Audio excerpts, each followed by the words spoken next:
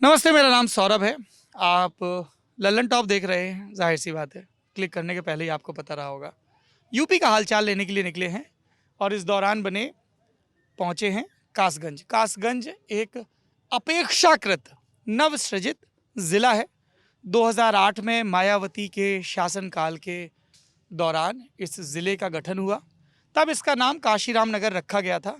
अखिलेश यादव का दौर आया तो नाम वापस से कासगंज कर दिया गया, जो इसका प्राचीन नाम था। पहले ये एटा ज़िले का हिस्सा हुआ करता था और इस की जो 3 विधानसभाएं हैं वो तीनों की तीनों एटा लोकसभा में आती हैं और उन 3 विधानसभाओं के नाम हैं कासगंज, अमापुर और पटियाली। तीनों ही विधानसभा सीटों पर इस वक्त भारतीय जनता पार्टी काबिज है।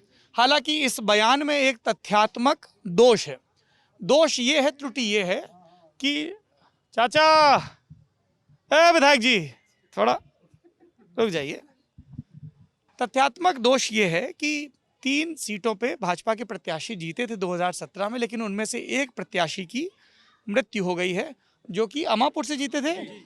उनका नाम देवेंद्र राजपूत था।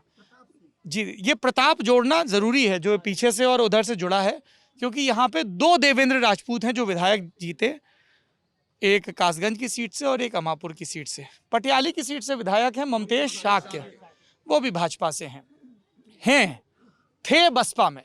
ममतेश 2012 में बसपा से विधायक बने थे और ये जो देवेंद्र प्रताप और देवेंद्र राजपूत हैं, ये दोनों 2012 में कल्याण सिंह की जो उस वक्त की पार्टी थी, जन क्रांति पार्टी, उससे लड़े थे और तीसरे नंबर पर रहे थे दोनों ही लोग। कल्याण सिंह, उनके बेटे राजवीर सिंह जो एटा से सांसद हैं, जिनको यहाँ राजू भैया कहा जाता है। तो जब वो लोग भाजपा में आए तो उनके समर्थक भी आ गए, ये लोग भी आ गए और उसी कोटे से इनको 2017 में टिकट मिला और जीते भी। जो उनका गृह इलाका है अतरौली, वो यहाँ से बिल्कुल पास है, कासगंज से 30-40 किलोमीटर। तो कल्याण सिंह के परिवार की सबसे ज़्यादा दिलचस्पी अतरौली के बाद अगर किसी इलाके में रहती है तो वो कासगंज का ही इलाका है। और ये कासगंज की ही सीट है जहां से 1993 में, यानी 6 दिसंबर 1992 को इस्तीफा देने के बाद जो चुनाव हुए थे, उसमें कल्याण सिंह, जिनका हाल ही में देहांत हुआ, इसी सीट से, कासगंज की सीट से विधायक निर्वाचित हुए थे। तो ये इस ज़िले का एक मोटा माटी पॉलिटिकल इतिहास है।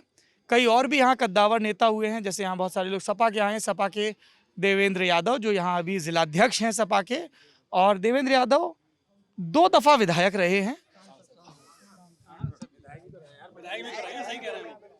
पटियाली से विधायक रहे, पहले वो सही कह रहे हैं। अरे हमको भैया पूरी बात पूरी कर लेने दो, हैं? बोल रहे, थोड़ा धैर्य रखिए। 2 दफ़ा विधायक रहे चाचा, और 1996 में जब वो विधायक बने, उसके बाद 1999 में यहाँ से लोकसभा चुनाव में उन्होंने सांसदी जीती। उसके पहले तक लगातार महादीपक सिंह शाक्य यहाँ के एक नेता थे, जनसंघ के ज़माने के नेता थे। 77 में भी एक बार जीते थे वो महादीपक सिंह शाक्य। उस समय चरण सिंह की पार्टी से जीते थे, क्योंकि जनसंघ का मर्जर हो गया था औपचारिक रूप से। और उसके बाद 89 से बीजेपी के सिंबल पर, फिर उनके बाद देवेंद्र यादव आए जो 99 और 2004 का चुनाव जीते। फिर 2009 में यहाँ से कल्याण सिंह अपनी पार्टी के बैनर तले लड़े, तो सपा ने अपना कैंडिडेट नहीं उतारा तो वो बसपा में चले गए। देवेंद्र यादव बसपा से चुनाव लड़े, हार गए। 2014 और 2019 में सपा से चुनाव लड़के हारे, तो 2 दफ़ा सांसद रहे, 99 और 2004, और 3 दफ़ा दूसरे नंबर पर रहे। ठीक है, तो सुन लेते भैया, हैं? हम अपना रट्टा मार के आए हैं? दुरुस्त है। और भी तमाम यहाँ पर बड़े नेता रहे हैं, महिपाल सिंह समेत कई नेता हैं, कई नाम हैं जो कई दफ़ा विधायक रहे और कई बार चुनाव हारे भी। तो ऐसी कासगंज की सीट, कासगंज के ज़िले में हम लोग प्रभु पार्क में मौजूद हैं। बहुत सारे लोग, चूँकि लल्लन टॉप पब्लिकली अनाउंस कर देता है, अब ये हमें पहले से करना चाहिए था। जिन ज़िलों में हम नहीं कर पाए, वहाँ के दर्शकों से, मसलन मेरठ, सहारनपुर, आगरा आदि इत्यादि, हम माफ़ी मांगते हैं। लेकिन चूँकि ये वर्क इन प्रोग्रेस है, धीमे धीमे सीख रहे हैं, तो यहाँ पे कई लोग सूचना पाके जुट गए हैं। समाजवादी पार्टी, सबकी फ़ोटो दिखाओ भैया, इनके सबके नेताओं को पता चले कौन कौन से कार्यकर्ता पहुँच रहे हैं। एकदम बढ़िया मुस्कुरा के टोपी ओपी लगा के आए हैं। ये छात्र सभा की है और ये वाली ये सपा की है, जिला पंचायत सदस्य हैं। अच्छा जी, आप लोगों ने टोपी नहीं लगा रखी है?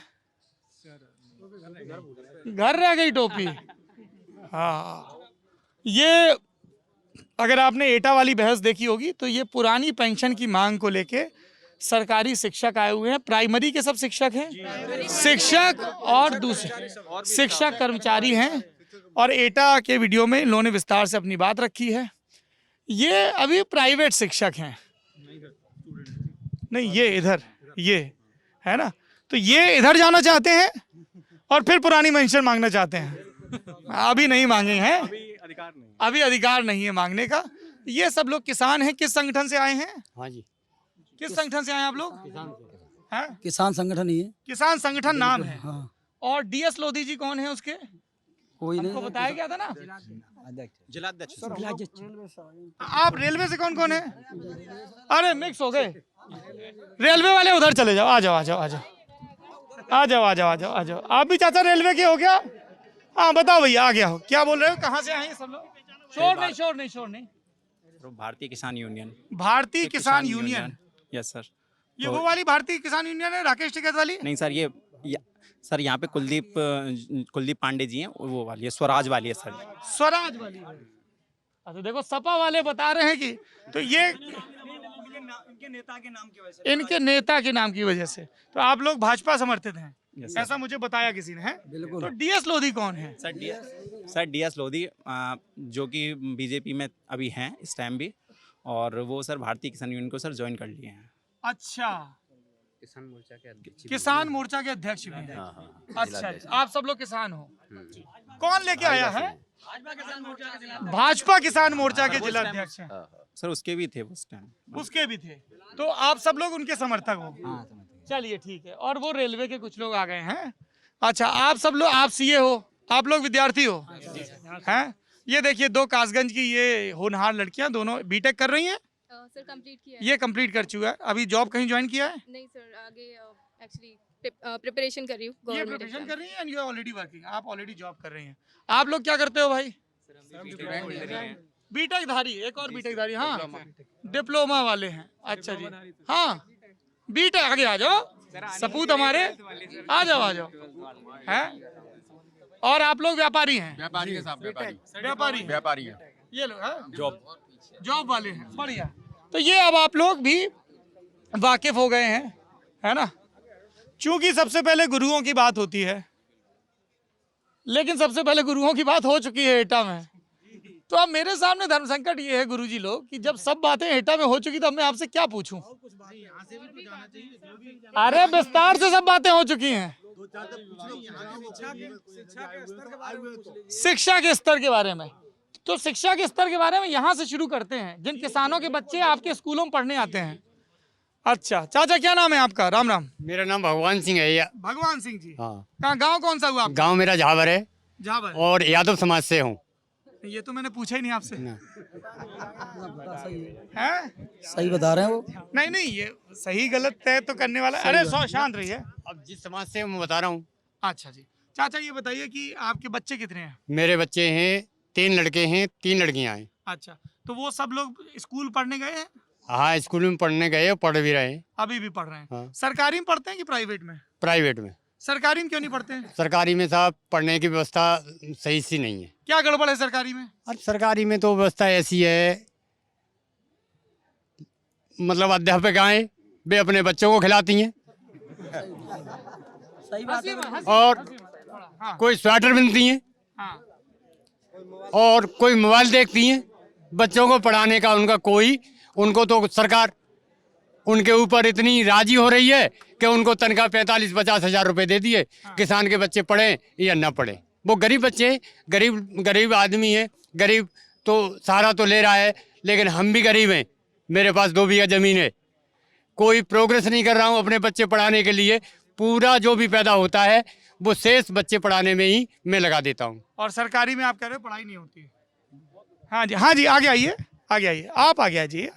हाँ जी, आप भी आ जाइए, बिल्कुल संकोच नहीं करना। नमस्ते, क्या नाम है आपका? मेरा नाम कुशल पाल। कुशल पाल जी। आपका नाम? सुनहरी लाल। थोड़ा शांत होके सुनिए। कुशल पाल जी और सुनहरी लाल जी, क्या करते हैं आप लोग? खेती करते हैं। अच्छा, कितनी जमीन है? पिताजी हैं, पिताजी के नाम पे 20 बीघा जमीन है। पिताजी के नाम 20 बीघा। कितने भैया हो? 2 हैं? 2 तो 10-10 बीघा पर ही मोटा माटी, अगर पिताजी रिसाने नहीं तो जी। हैं? हाँ जी। अच्छा, और आपकी? हमारे पास 3 बीघा पत्ती है, 3 बीघा पड़ती है। आप लोगों के बच्चे सरकारी में पढ़त के प्राइमरी में? प्राइमरी में पढ़ा रहे हैं। प्राइमरी में पढ़ा रहे। कैसी पढ़ाई हो रही प्राइमरी में? ठीक हो रही है, श्री गणेश कॉलेज में पढ़ रहे हैं साहब। श्री गणेश कॉलेज श्री में गणेश पढ़ रहे कॉलेज में हैं।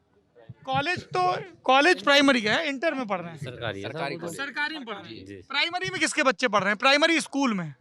जैसे एक चाचा तो उन्होंने बता दिया है, और किसी के सबके प्राइवेट में पढ़ रहे हैं। आगे आओ, आगे आओ। सर जी हमारे भी पढ़ रहे हैं। क्या नाम है आपका? हमारा सर जी, हमारा नाम नरेश पाल जी है। नरेश पाल जी। आपके बच्चे कहाँ पढ़ते हैं? हमारे सर लोहरा स्कूल में पढ़ते हैं, सरकारी की प्राइवेट? सरकारी में। कैसी पढ़ाई होती है? सर क्या पढ़ाई का, 8 दिन जाते हैं, 2 दिन नहीं जाते हैं। 2 दिन गए तो 8 दिन नहीं गए, यही हिसाब है। कभी खाना मिल गया तो रोटी नहीं तो पानी नहीं। स्कूल में? जी। तो कभी कॉपी है तो थैला नहीं, आज नहीं तो कल आ जाना, कल नहीं तो कि मैडम छुट्टी पे गई, एक्सीडेंट हो गया है, ये बातें होती है। हाँ। तो आपके हिसाब से मतलब सरकारी में मामला गड़बड़ है। गड़बड़ है। अच्छा, और हाँ चाचा आगे आओ। नमस्ते। क्या नाम है आपका? डोरी सिंह।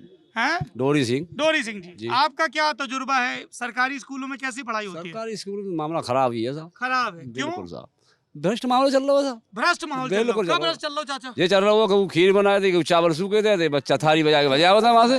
क्या करे, पढ़ेंगे गावा में, चावल खवाएंगे, कभी एक रोटी दे दी और बस पीड़त आवा था मत बड़ा। पढ़ाई लिखाई नहीं हो रही। अरे कहाँ पढ़ाई है। कब आपने मास्टरन से या मास्टरियन से शिकायत नहीं करी कि अरे हमारे उनसे क्या करे, हम अनपढ़ आदमी है, वो पढ़े लिखे हैं, तो हमें कहाँ बात कर लेंगे उनसे।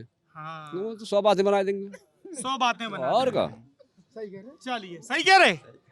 चलिए, तो हमने 3 रिस्पोंडेंट से बात की है, 3 चाचा लोगों से बात की, तो उनके सरकारी विद्यालयों के बारे में आपने विचार सुने। आप लोग चाह रहे थे कि कुछ समस्याओं पे, है ना? तो अब इन 3 सवालों के जवाब आप 3 लोग दे दो। हाँ चाचा, आपसे शुरू करते हैं। नमस्ते गुरुजी, क्या नाम है आपका?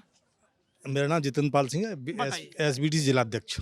एसबीटी क्या होता है? एसबीटी शिक्षा संघ है। शिक्षा संघ। बताइए, आपने 3 लोगों के आरोप सुने, इस पे क्या कहना है? मेरा कहना ये है कि पहले इन लोगों से पूछा सत्यता से कि बच्चे इनके स्कूल आते कितने दिन हैं, और जो एमडीएम है, जो बनना है, वो तो अध्यापकों को बनाना पड़ेगा, जैसा भी है, जो आदेश होगा मिड डे मील, और बच्चे जितना टाइम लगेगा वो बच्चे खाएंगे।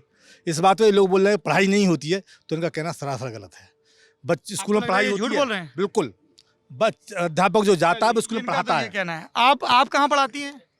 मैं पढ़ती हूँ पढ़ती हैं जी। तो फिर आपने ये क्यों पहन रखा है? एक सेकंड, बिटिया को बोलने दीजिए। हाँ बच्चे, क्या नाम है आपका? अर्पिता, अर्पिता। आप कौन सी क्लास में पढ़ते हो? 9th। तो आपको कौन सी पेंशन चाहिए? आप किसी के साथ आए हो? मम्मी के साथ। आपकी मम्मी है? जी। अच्छा, तो पेंशन मम्मी को चाहिए, साथ में आउटिंग पे अर्पिता भी आ गई हैं। बढ़िया है, आंदोलन का संस्कार भी मिलते रहना चाहिए। तो आपको बच्चे पता है अर्पिता की ये क्या मामला है? बता सकते हो आप? नहीं पता है। थोड़ा आपको बिटिया को टोपी पहनाते पहनाते, अब वो 9th में है ना, पर आप समझदार होगी। बताइए, जो उन्होंने कहा उस पर क्या कहना है आपका? उन्होंने कहा थाली बचती रहती है, सख्ती नहीं होती है, पढ़ाई नहीं होती है, और टीचर मोबाइल पे और स्वेटर में लगे रहते हैं। मैं सफाई कर्मचारी संघ से हूँ। आप सफाई करना, आप पेंशन तो आपको भी चाहिए। हाँ, ऐसा है, नाम बताइए। श्रवण कुशवाहा नाम है हमारा। और मैं ये कहना चाहता हूँ कि सरकार खुद चाहती नहीं है कि पढ़ाई हो। सरकार 50 तरह के काम शिक्षकों से लेती है, और साथ में आपको बता दें 6 महीने टाइम बीत गए, सत्र शुरू हुए, आज तक किताब अभी विद्यालयों में नहीं पहुंची है। आप पढ़ाई कैसे करवा लेंगे? एक तरफ प्राइवेट स्कूल में एडमिशन के साथ, बैग के साथ सारा मटेरियल उनको दिया जाता है बच्चों को, और सारी चीज़ें गार्जियन भी करता है।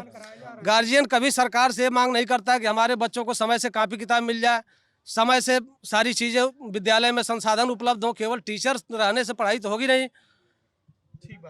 अच्छा, हमको एक बात समझ में नहीं आई कि ये जो मिड डे मील और तमाम दूसरे काम हैं, ये आप लोगों को कब से करने पड़ रहे हैं? सर, जब से हम लोगों की नियुक्ति हुई है। कब आपकी नियुक्ति हुई है? मैं विशिष्ट बीटीसी 2004 से अपॉइंटेड हूँ। 2004 से? हाँ जी। अब हमको ये समझ में नहीं आ रहा, ये शिक्षा से इतर सब काम 2004 से कर रही हैं, तो जब इन्होंने कहा सरकार बहुत काम करवा रही, तो सपा वाले क्यों ताली बजा रहे? तुम्हारे टाइम पे भी ये सब काम करते थे।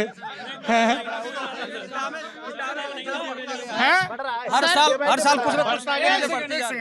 तो अगर मैं एक सेकंड 2004 का उदाहरण लूं, तो जब आपने ज्वाइन किया था मुलायम सिंह यादव की सरकार, फिर मायावती की सरकार, फिर अखिलेश यादव की सरकार, फिर योगी आदित्यनाथ की सरकार, सब सरकारों में काम किया जी। इसमें सबसे बड़ी बात यह है, जो एमडीएम व्यवस्था है वो हमारे ऐसे वर्ग के लिए थी जहां पर आदिवासी क्षेत्र के लिए, लेकिन बाद में ये सारे पूरे मतलब प्रदेश में लागू कर क्यों दी। लागू की गई पूरे प्रदेश में, आपको पता है? वो इसलिए लागू की गई थी क्योंकि जो हमारे गरीब तब्के के बच्चे आते हैं वो घर से ऐसे ही निकल आते हैं, माँ बाप उनके खेतों पे काम करने चले गलत बता पोषण रहे के शिकार थे। हैं। मिड डे मील क्यों लागू किया गया बताइए मिड डे गुरुजी। मील इसलिए लागू किया गया कि जो देश में सर्वे हुआ उससे पता चला कि हमारे जो नौनिहाल हैं वो कुपोषण के शिकार हो रहे हैं, और सुप्रीम कोर्ट के आदेश पर ये पूरे देश में लागू किया गया था। नहीं, ये पूरा जवाब नहीं। हाँ जी, हाँ। क्या नाम है आपका? जी संजय यादव, ये अधूरी जानकारी। टीचर है मैं, बनने मतलब पीटीसी ट्रेनिंग किया है मैंने। और जो मिड डे मील है वो सुनिए। हाँ, अब आप पीछे से जो बोले वो सही कह रहे हैं। नामांकन ड्रॉप आउट रेट पे मिड डे मील जो है 15 अगस्त 1995 को स्टार्ट 15 अगस्त 1995 से स्टार्ट हुआ था। 2 समस्याएं थी हमारे यहाँ, स्टेग्नेशन और ड्रॉप आउट। उस नामांकन हिंदी में भी बताओ भैया। अवरोधन और क्या था, ड्रॉप आउट जो होता है, अब स्कूल को छोड़ देते, बच्चे स्कूल छोड़ देते थे, नहीं थे या बीच में छोड़ देते थे। उसको अपव्यय कहते थे। इसलिए नामांकन संख्या बढ़ाने के लिए ये मिड डे मील स्टार्ट हुई। ये तुम किस चीज का वोट मांग रहे हो भैया? नहीं, रेलवे से एनिमेंस कांग्रेस हमारी यूनियन है सर। अरे वोट किस चीज का मांग रहे हो चुनाव चिन्ह लगा के? अभी वोट का समय नहीं, हम लोग रेलवे से। अरे तो तुम चुनाव चिन्ह वाली क्यों पहने हो यार? उल्टी करके पहन लो। हाँ, मैं एकदम, मैंने कहा कौन सा चुनाव भैया आ गया है? चलो नहीं, आने वाले हैं ना। अरे तो वहाँ वोट मांगना ना रेलवे में, यहाँ क्यों मांग रहे हो? हाँ बोलो। तो मिड डे मील के बहाने बच्चे स्कूल आए, नामांकन बढ़े, इसके लिए मिड डे मील स्टार्ट किया गया था। ऐसा नहीं है कि भोजन मिल रहा है, कुपोषण है, इसकी वजह से नहीं था। इस बहाने कुपोषण भी समस्या हो जाती है। थोड़ा सा भाई साहब, इसमें अलग अलग थोड़ा सा करेक्ट कैलोरीज का भी जिक्र किया गया। इतनी कैलोरी प्राइमरी को दी जाएगी, इतनी कैलोरी जूनियर को दी जाएगी। कुपोषण और इन सब चीजों के लिए जो आंगनबाड़ी में तमाम चीजें दी गई हैं, यदि सिर्फ कुपोषण पे काम करना होगा तो स्कूल बनाने की जरूरत, फिर तो घर जाके वो कर देंगे, है ना। ड्रॉप आउट रेट एक बड़ा कंसर्न था और उसके लिए ये मिड डे मील स्कीम लाई गई थी। अच्छा, लेकिन ये जो आप लोगों ने कागज दिया है ये जरूरी कागज है, इसलिए अगर आप लोगों की इजाजत हो तो मैं पढ़ दूं। ये रांची से छपे किसी अखबार की फोटोकॉपी है ना, और इसमें ये लिखा है कि शिक्षकों से अध्यापन के अलावा और क्या क्या काम करवाया जाता है। चाचा सुनिएगा गौर से, ठीक है? सुनाई दे, मेरी आवाज आ रही है? चुनाव का काम, पीठासीन अधिकारी बनते हैं ये लोग, बनते हैं, इसीलिए वैसे कोई इनको नाराज भी नहीं करना चाहता है। अभी मैंने देखा था कुछ योगी आदित्यनाथ सरकार का भी फैसला आया था, कुछ आप लोगों को डीए कुछ रिलीज हुआ है, हो गया है। और ये भी कुछ नए वादे कर रहे होंगे टीचरों के लिए, सपा वाले भी हैं। शिक्षा मित्र जो हटाए, एक सेकंड, अरे जोश में एकदम से आ गए। पर पेंशन तो केंद्र सरकार का है, तुम कैसे बहाल करोगे? अच्छा, ये राज्य के कर्मचारी हैं, राज्य के हो, इनके लिए कोशिश करेगी कि बहाल करेगी?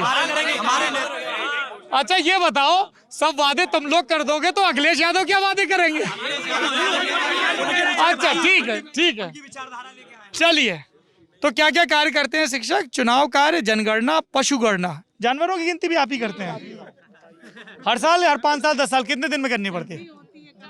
आखिरी बार कब हुई थी? बहुत कॉन्फिडेंट नहीं साउंड कर रही है मैडम। कोरोना के चलते टल गया है। कोरोना के चलते जानवरों की गणना। अरे शांत रहिए भाई, शांत। आर्थिक सर्वे, राशन कार्ड का सत्यापन, ये आप लोग अब कहाँ करते हो? गाँव जाकर राशन बंटवाना पड़ा अध्यापकों को। वो तो कोविड काल में, कोविड काल में क्लासेस नहीं चल रही थी ना। एक सेकंड, बीपीएल सर्वे, एमडीएम मतलब मिड डे मील, भवन निर्माण, चावल वितरण, डेटा एंट्री, शिशु गणना, पोलियो उन्मूलन अभियान ड्यूटी, फाइलेरिया दवा वितरण, आयरन गोली वितरण। शांत रहिए भाई, है ना। बैंक में बच्चों का अकाउंट खुलवाना, विद्यालय की रंगाई पुताई, स्कूल की सफाई, टॉयलेट की सफाई। किसी प्राइमरी स्कूल में चपरासी या सफाई कर्मी भी नहीं है। ये झारखंड से छपी हुई है, लेकिन ये बड़ी ज़रूरी चीज़ है। विद्यालयों में प्रबंधक हों, सफाई कर्मचारी हों, चपरासी हों, है ना, जिसको चतुर्थ श्रेणी कर्मचारी, मैं कह रहा हूँ, आप ही की बात कह रहा हूँ, और शिक्षकों को शिक्षण से इतर कार्य से मुक्त किया जाए। आज ही मैं रुक्मणी बनर्जी की एक रिपोर्ट पढ़ रहा था, हिंदुस्तान या दैनिक जागरण में छपी हुई थी। रुक्मणी बनर्जी बहुत बड़ा शिक्षा के क्षेत्र में चाचा काम करने वाला एक संस्थान है प्रथम, है ना, उसमें अधिकारी हैं। तो उन्होंने, मैडम ने ये लिखा था कि जैसे अबे 1.5 साल से स्कूलन में छुट्टी सी चल रही है ना, और सब गरीब गांव गुरबा हैं, छोटे किसान हैं, तो मोबाइल फ़ोन मुश्किल से एक घर में एक आधा ही होए, अगर होए तो इतने मोबाइल तो नैया के सब लड़कन के मोड़ी इनके पकड़ा दे जाएं, तो बिन की पढ़ाई नहीं 1.5-2 साल से हो रही होए हैं, तो कोई कंचा खेल रहा हुआ है, कोई कचू और खेल रहे होए, अब उनकी 1.5-2 साल से पढ़ाई छूट गई।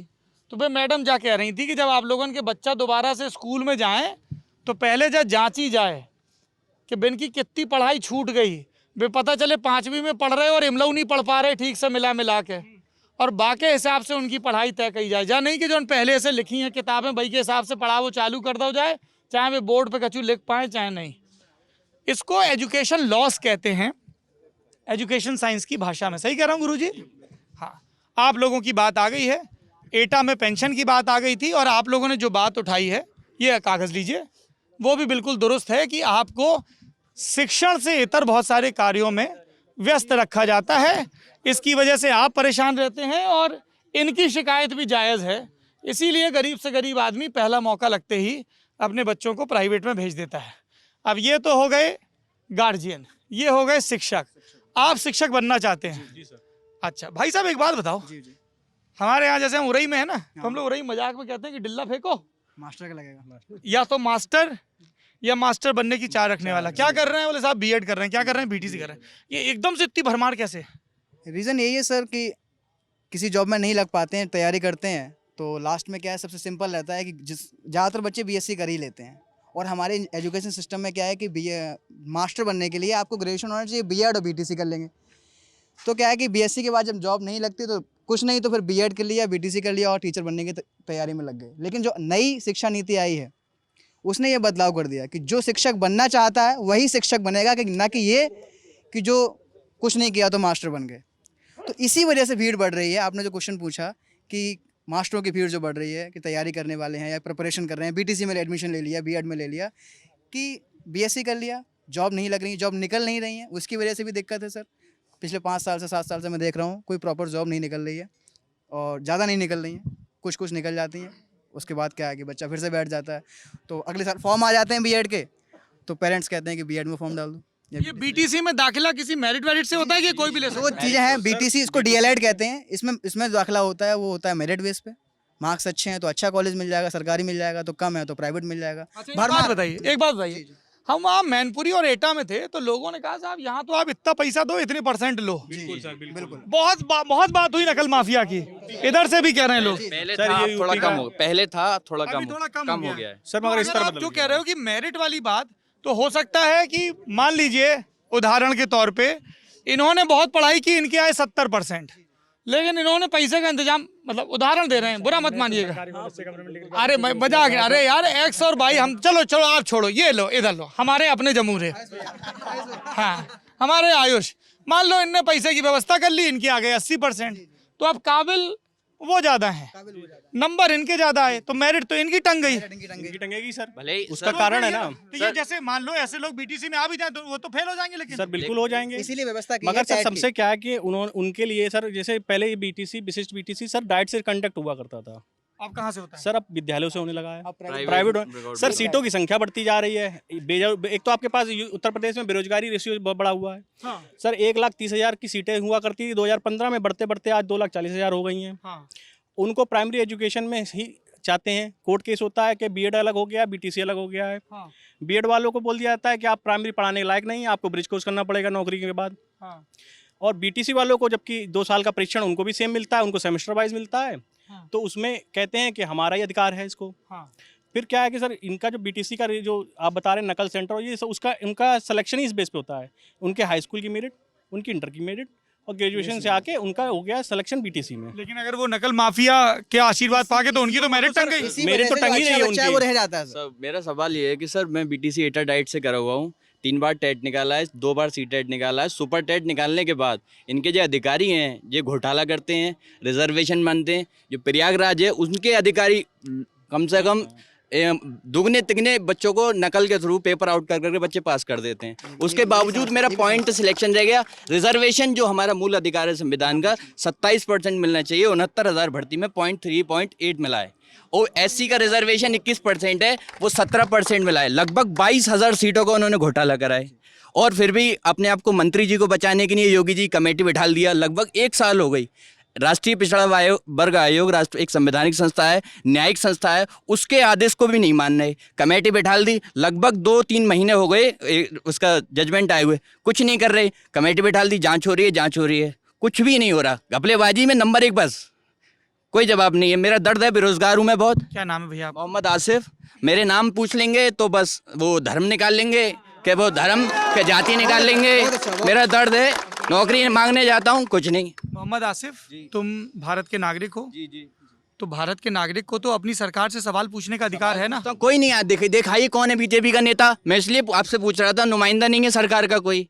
कौन दिख रहा है आपको? दिख रहा है यहाँ बीजेपी का कोई नुमाइंदा? विधायक 3 ओबीसी के हैं यहाँ के, लेकिन नहीं, किसी को नहीं दिख रहा। सांसद ओबीसी का है, नहीं। हक मानना है पिछड़ों का और दलितों का,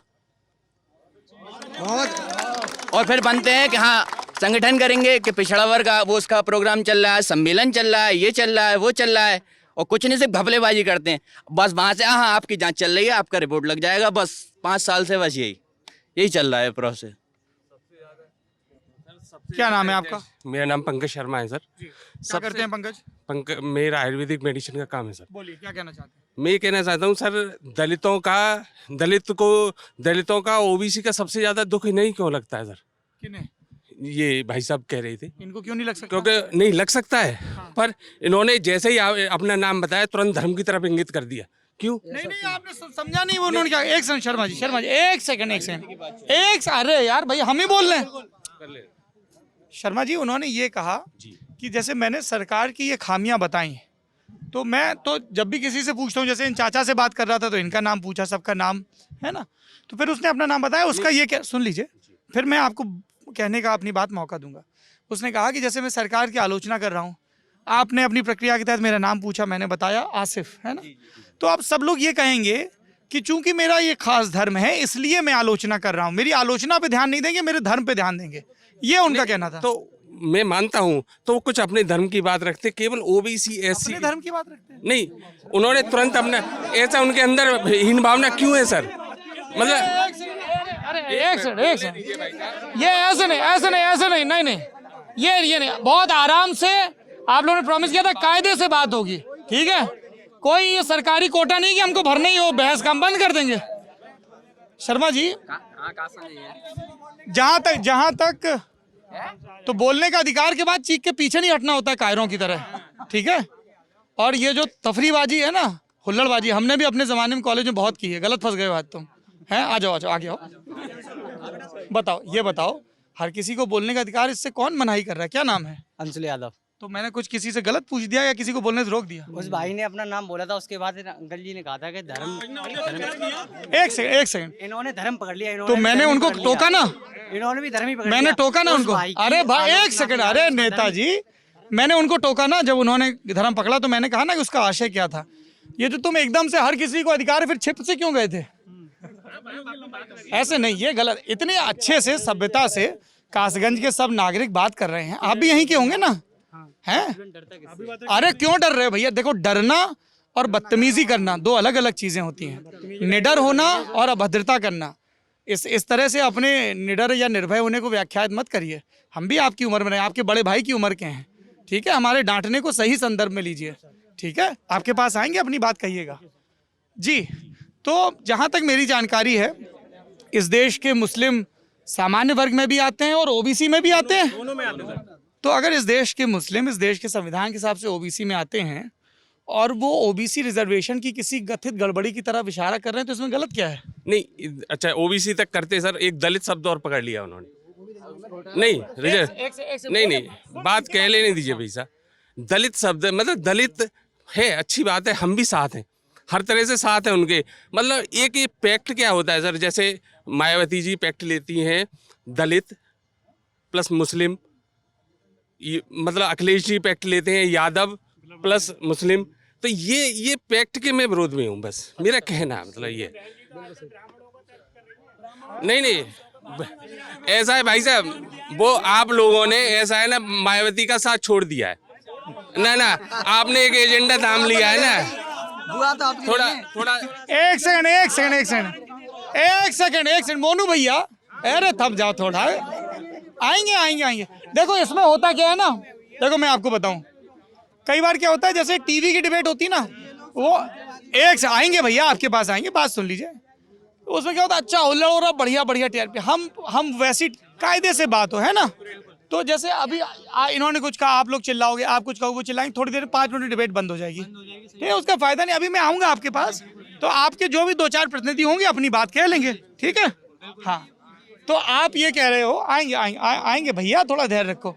तो आप ये कह रहे हो कि आपको इस तरह की जाति या धार्मिक जुगलबंदी से दिक्कत है। दिक्कत है। मुझे मेन यही है कि जाति के जुगलबंदी, भाई साहब ने मेरा वो था, जैसे उन्होंने अपना नाम बताया, नाम बताते ही अपना धर्म भी खोल दिया। दूसरे आप कहते कि आप कह सकते थे, आपने भाई साहब को टोका था यादव, इन्होंने कहा था ना यादव, अपना धर्म कहाँ खोला? नहीं, जाति धर्म एक आइडेंटिटी तो खोली, नाम के साथ आइडेंटिटी खोली। अरे तो नाम आपने टोका, उन्होंने, उनके अंदर कुछ कंफ्यूजन था, उनके अंदर कुछ ऐसी भाव था। देखिए, अगर पूर्ण रूप से ज्ञान का अभाव है उन्हें, ना तो जानकारी रिजर्वेशन की है, ना जाति की, ना धर्म की है। भाई सुन लो भैया, कमाल है। आसिफ भाई ने बस इतनी सी बात करी थी रिजर्वेशन की, जो कि पूरे इंडिया रिजर्वेशन के को लोगों लेके सर, जो जिनको रिजर्वेशन, क्या नाम है आपका? सर रितेश सिंह चौहान नाम है। रिजर्वेशन को लेके जिसको रिजर्वेशन मिल रहा है वो भी संतुष्ट नहीं है, जिसको नहीं मिल रहा है वो भी संतुष्ट नहीं है। सर इन्होंने अपना पूरा परिचय दे दिया और अपनी क्वालिफिकेशन दे दी। मैं यहाँ जिला कासगंज से, जब सपा सरकार की सरकार थी, उस समय लेखपाल भर्ती में मेरिट में था यहाँ पे, और मैं सबसे ज़्यादा क्वालिफाई तो बोल नहीं सकता हूँ, बट मेरे पास जितने डॉक्यूमेंट थे वो परिपूर्ण थे। मेरे पास एनसीसी भी थी, मैं एमएड, वो उस समय बीएड था, एमए एजुकेशन थी, और मेरा जो नंबर था वो सर, क्योंकि क्वालिफिकेशन तभी कराएंगे वो पेपर में जब उनके 80 से ऊपर नंबर आ रहे लगभग, और 20 नंबर का उन्होंने वो रखा था इंटरव्यू शेड्यूल का, बट नंबर कहीं नहीं आया किसी भी चीज़ का। क्वालिफाई करा दिया कि आपने रिटन क्वालिफाई कर लिया है, अब आप इंटरव्यू दीजिए जाके। मैं टॉप 10 में आ गया हूँ, मैं टॉप में आ गया, तो मुझे तो पक्का होना ही होना है। मान लीजिए चलिए नहीं भी होता हूँ बाहर रेशियो से, तो फिर जरूर बताइए, मुझे रिजर्वेशन नहीं मिल रहा है, इन्हें रिजर्वेशन मिल रहा है, तो दोनों संतुष्ट नहीं, तो उसको बताइए संतुष्ट कैसे कोई होगा। रोजगार की समस्या है, रोजगार की समस्या, भर्ती की प्रक्रिया में फ्लॉ है, दोष है, तो चाहे जनरल के हो चाहे रिजर्व के हो, सब उसमें पीड़ित हो रहे हैं। अच्छा बताइए, आप किसान संघ से आप कौन कौन आया है? आप लोग आए हैं, क्या मांग, आप भी किसान संघ से हैं? हाँ, किसान संघ से ही हैं। क्या नाम है आपका? अमित कुमार। बताइए क्या मांग है आप लोग, क्या कहना चाहते हैं? मांग ये है हमारी, मतलब किसानों के साथ जो भी हो रहा है, क्या हो रहा है? ये किसानों की जैसे गल्ला है, ये है दुनिया, योगी सरकार ने सब कुछ सही कर रखा है, फिर भी इधर से आवाज आ रही है कि अरे ये कर दे, वो कर दे। और सर ये कह रहे थे कि मतलब वैसे रहते हैं नकल सेंटर से, जो भी जिस सपा सरकार में नकल सेंटर से हुए हैं, वो इधर उधर बेरो भागते फिर रहे हैं। नहीं, वो ही भागते फिर रहे हैं। जब आपके पास आएंगे ऐसे, देखो इसका आदर्श तरीका ये है कि आपको हो गया कि एक रिस्पोंडेंट ने नकल पे कहा, उस पे मैं जवाब दूंगा, दूसरे ने किसी और पे कहा, मैं ऐसे नोट कर लो, सबके बात है ना। हाँ, नकल सेंटर से जिसने किया है उसके हाई नंबर है, मेरिट से वो भर्ती हो गई उस सरकार में, और जिसने बढ़िया तरीके से किया है, मेहनत से किया है, वो अपने वैसे घूम रहा है। ये क्या तरीका है? ये नहीं होना चाहिए ना, किसी के नकल सेंटर बिल्कुल बंद होना चाहिए। और सर मिड डे मील की बात बताइए, ये मिड डे मील बिल्कुल बंद हो जाना चाहिए। अच्छा। ये क्या है, ये क्या है, ये बच्चों के साथ खिलवाड़ हो रहा है, बिल्कुल बंद हो जाना चाहिए। अच्छा, तो एक बात बताइए। हाँ जी, आपने अभी योगी आदित्यनाथ जी की तारीफ की। हाँ। 4.5 साल से वो मुख्यमंत्री हैं, बताइए। आप भाजपा के हैं? नहीं, भाजपा के नहीं, मैं तो पब्लिक से हूँ। बताइए। अभी आपने थोड़ी देर पहले कहा भाजपा का होता सर, बिल्ला लगा होता, ऐसे सब बसपा कह रहे हैं नीली शर्ट पहना हूं। नाराज मत होइए। नहीं, नीली शर्ट, ये वीडियो में रिकॉर्ड है। इससे पहले भी एक वीडियो रिकॉर्ड हुआ था जिसमें आपने ये बात कही थी। मैं अपने मन से किसी को किसी पार्टी का तमगा थोड़ी दूंगा। मैं आपसे ये जानना चाह रहा हूँ, जैसे आपने योगी जी की तारीफ की कि उन्होंने बहुत काम किया, आपने कहा सर तारीफ करेगी पब्लिक, तो मुख्यमंत्री हैं, पब्लिक तारीफ नहीं, पब्लिक आलोचना भी कर सकती है, तारीफ भी, पब्लिक की मर्जी। सही बात। तो आपने जैसे तारीफ की, तो 4.5 साल से उनकी सरकार, उन्होंने मिड डे मील क्यों नहीं बंद कर दिया? ये सर तो अखिलेश सरकार से चला रहा है, ये तो सर थाली बजाना पीटना, ये तो सरकार चला रहा है। अगर आपको लग रहा है गलत है तो बंद करवा देते। तो सर जब बंद वो ही नहीं करवा पा रहे तो ये क्या फिर? अरे अब तो आपकी सरकार है ना सर, हमारी नहीं है सर, हम तो पब्लिक के हैं, हम खुद इनके साथ हैं, किसानों के ही। आप किसानों के साथ हैं। नकल तो अभी भी हो रही है, नकल तो अभी भी हो रही है। अभी मैं बीएससी किया था सर, काफ़ी कॉलेज ऐसी थी सर, अभी मैंने बीएससी करी है 2nd ईयर, तो अभी भी ऐसी काफ़ी कॉलेज हैं जिसमें नकल अभी भी हो रही है। अभी भी नकल हो रही है। कौन से कॉलेजेस में हो रही है? अब सर प्राइवेट कॉलेज भी हैं, गवर्नमेंट कॉलेज हैं जिसमें छुपके भी हो रही हैं। कैसे होती है नकल, बताओ जरा तरीका क्या है? होता क्या है सर, कोरवर्ड चलता है। सर कोड वर्ड चल रहा है। क्या कोड वर्ड रहता है? अब सर ये तो अब खोलने अच्छा, वैसे तो नहीं होते जैसे स्मगलर के होते थे, काली टोपी लाल रुमाल टाइप के। सर एक जैसे कुछ सेट होते हैं, कुछ भी पेपर हुआ, किसी का मैचिंग पेपर करा दी एक सेट से, उसका बोलता चला जाएगा, कोई भी आएगा सर। आंसर बता देगा सर। हाँ, पूरे कमरे को एक साथ। ये सर। और सर ये सर इसमें मेरिट बेस पे मैं सरकार से भी बोलना चाहूँगा, केंद्र सरकार से भी, आर्मी की भर्ती सर इसी साल में बेरोजगार काफ़ी लोग हुए हैं और काफ़ी भाई की हमारी इसकी उम्र निकल गई है, उनकी छूट भी देनी चाहिए, जिनकी उम्र छूट चली गई है। 21 प्लस हो गए सर, उनकी जीडी लायक नहीं है, मुझे उनकी जीडी के लिए छूट देनी चाहिए 2 साल से, कोरोना में चली गई है तो ऐसे ही जीडी 2 साल होती है सर। अच्छा, आप ये कह रहे हो कि चूंकि कोविड की वजह से 2 साल का गैप हो गया है तो उसकी छूट देनी चाहिए, है ना? एक जरा मैं यहाँ आऊँगा, अभी आऊँगा आपके पास, है ना? किसानों की कोई मांग है क्या? कुछ चाहते हो आप सरकार से? बताओ चाचा, आप किसानी करते हो? हाँ जी सर। हाँ जी, बताइए चाचा, क्या करना चाहिए? वैसे 4.5 साल सरकार को हो गई जी, बीजेपी की सरकार हाँ को। चाचा। सारा कुछ उन्होंने सही किया है। अच्छा, जो नरेंद्र मोदी जी ने वो काम करके दिखाए जो 70 साल से आज तक नहीं हुए, वो काम नरेंद्र मोदी जी ने, प्रधानमंत्री जी ने किए हैं। जैसे जैसे धारा 370 और 35 है। किसानों का मामला कुछ, किसान का मामला ना, मैं तो ये कह रहा हूँ कि उन्होंने सब कुछ सही किया है। सब कुछ सही किया। योगी जी ने भी देखो, अनी महामारी, कोरोना महामारी में राशन मुफ्त दिया, वैक्सीन भी लगाई जा रही है। 2000 आज मैं भी लगवा के आया हूँ वैक्सीन। बहुत अच्छा काम किया, वैक्सीन लगवा ली। आज मैं भी वैक्सीन लगवाई है। और ये आपके संगठन की टोपी है क्या? भारतीय किसान स्वराज की है और ये बीजेपी वाली थी। Yes sir. राशन भी कुछ नहीं हुआ। मैं भी किसान हूँ। मैं किसान हूँ। क्या नाम है आपका? मेरा नाम गौरव और मैं किसान हूँ और किसानों के लिए कुछ नहीं हुआ इस सरकार में। मैं बता रहा हूँ, कुछ हुआ है लेकिन एक ही काम नहीं हो रहा है। क्या? कोई भी सरकार है, देखो 80% जनता यानी गांव में रह रही है। जो भी गांव में रह रहे हैं वे सारे लोग गरीब हैं। 80% जनता गांव में रह रही है।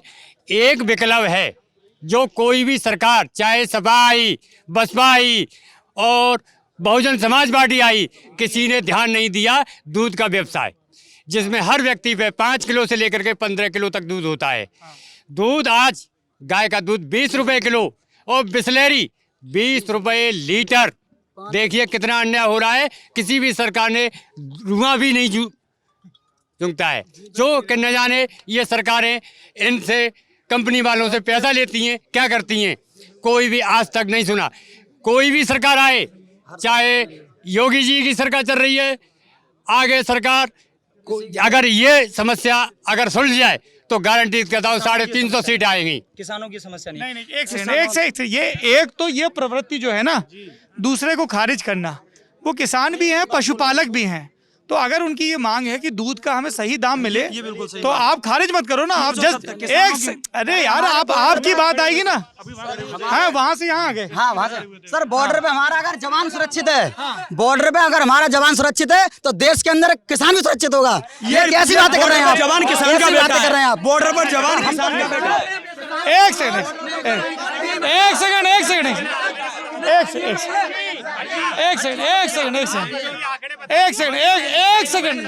मैं आ गया हूँ ना आपके पास, आ गया ना। एक सेकंड यार, आप लोग भाई साहब पीछे ऐसे नहीं, ये गलत तरीका है। मैं आपके पास आ रहा हूँ ना। नहीं, ऐसे नहीं, पीछे ऐसे नहीं है। मैं आपके पास आ रहा हूँ ना, आप आराम से पीछे रहिए। मैं आपके जिला पंचायत सदस्य खड़े हैं, ऐसे नहीं, अब व्यवस्था नहीं। मैं आ रहा हूँ आपके पास, आ रहा हूँ। क्या नाम है आपका? जी, मेरा नाम देव प्रकाश है। सुन लीजिए, हाँ, ये तो भाई भाजपा के एजेंट जो कह रहे मैं आम आदमी हूं। वो कह रहे मैं किसान हूं। ये झूठ बोल रहे हैं। नहीं, जब उन्होंने ये कहा कि मैं आम हूं, तो मैंने उनसे क्या कहा था? आपने पिछले वीडियो में भाजपा कहा था, तो फिर आप उत्तेजित मत हो ना। किसी भी पार्टी में शामिल होने का अधिकार है, गुनाह नहीं है। जी, क्या नाम है आपका? देव प्रकाश लोधी, देवू भैया कहते हैं मुझसे लोग। अरे यार देखो यार, ये ऐसे बहस नहीं होगी, ये गलत तरीका। आराम से खड़े रहिए भाई, है ना, ये गलत है। ऐसे चीखने चिल्लाने से नहीं होगी फिर ये। अगर आप और जानते हो, सुनो, एक आप लोगों को कहानी सुनाता हूँ, थोड़ा सबका थोड़ा मन नॉर्मल हो जाए। एक बाबा भारती थे, ठीक है, हो सकता है आप में से कुछ लोगों ने, सुन लो बेटा, हो सकता है स्कूलों में पढ़ी हो कहानी। एक बाबा भारती थे, उनके पास एक बहुत अच्छा घोड़ा था। क्या नाम था घोड़े का? सुल्तान। कमाल का घोड़ा, अस्फेर तक, दूर दूर तक चर्चा की साहब घोड़ा तो सुल्तान है। जैसे वो हल्दी घाटी श्याम नारायण पांडे कविता है ना, कि जो तनिक हवा से बाग हुली लेकर सवार उड़ जाता था और राणा की पुतली फिरी नहीं तब तक चेतक मुड़ जाता था।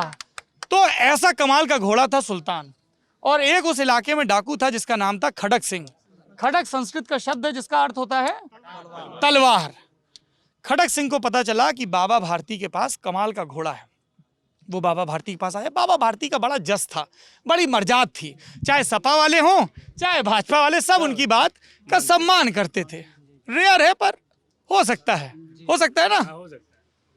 तो वो आया, उसने कहा कि बाबा भारती आपको मैं इतनी स्वर्ण मुद्राएं, इतनी अशरफियां दूंगा, आप सुल्तान मुझे दे दो।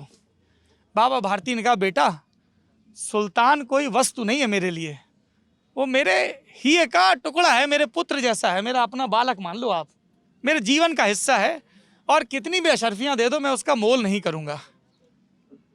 तो उसने जाते जाते कहा बाबा देख लो मैं कुछ भी कर सकता हूँ। तो उसने कहा बेटा सन्यासी को क्या धमकी दे रहे हो, हमें किस चीज़ की मोह माया है? एक प्रेम है इससे, तुम्हें जो करना है कर लो, मैं नहीं दूंगा।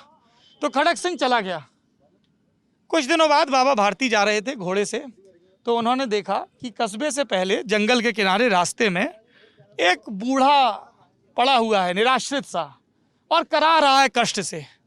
बाबा संत थे, संत सरल स्वभाव के होते हैं। जो संत होते हैं, होते तो बहुत कुछ हैं, लेकिन जो असल में संत होते हैं वो सरल स्वभाव के हैं।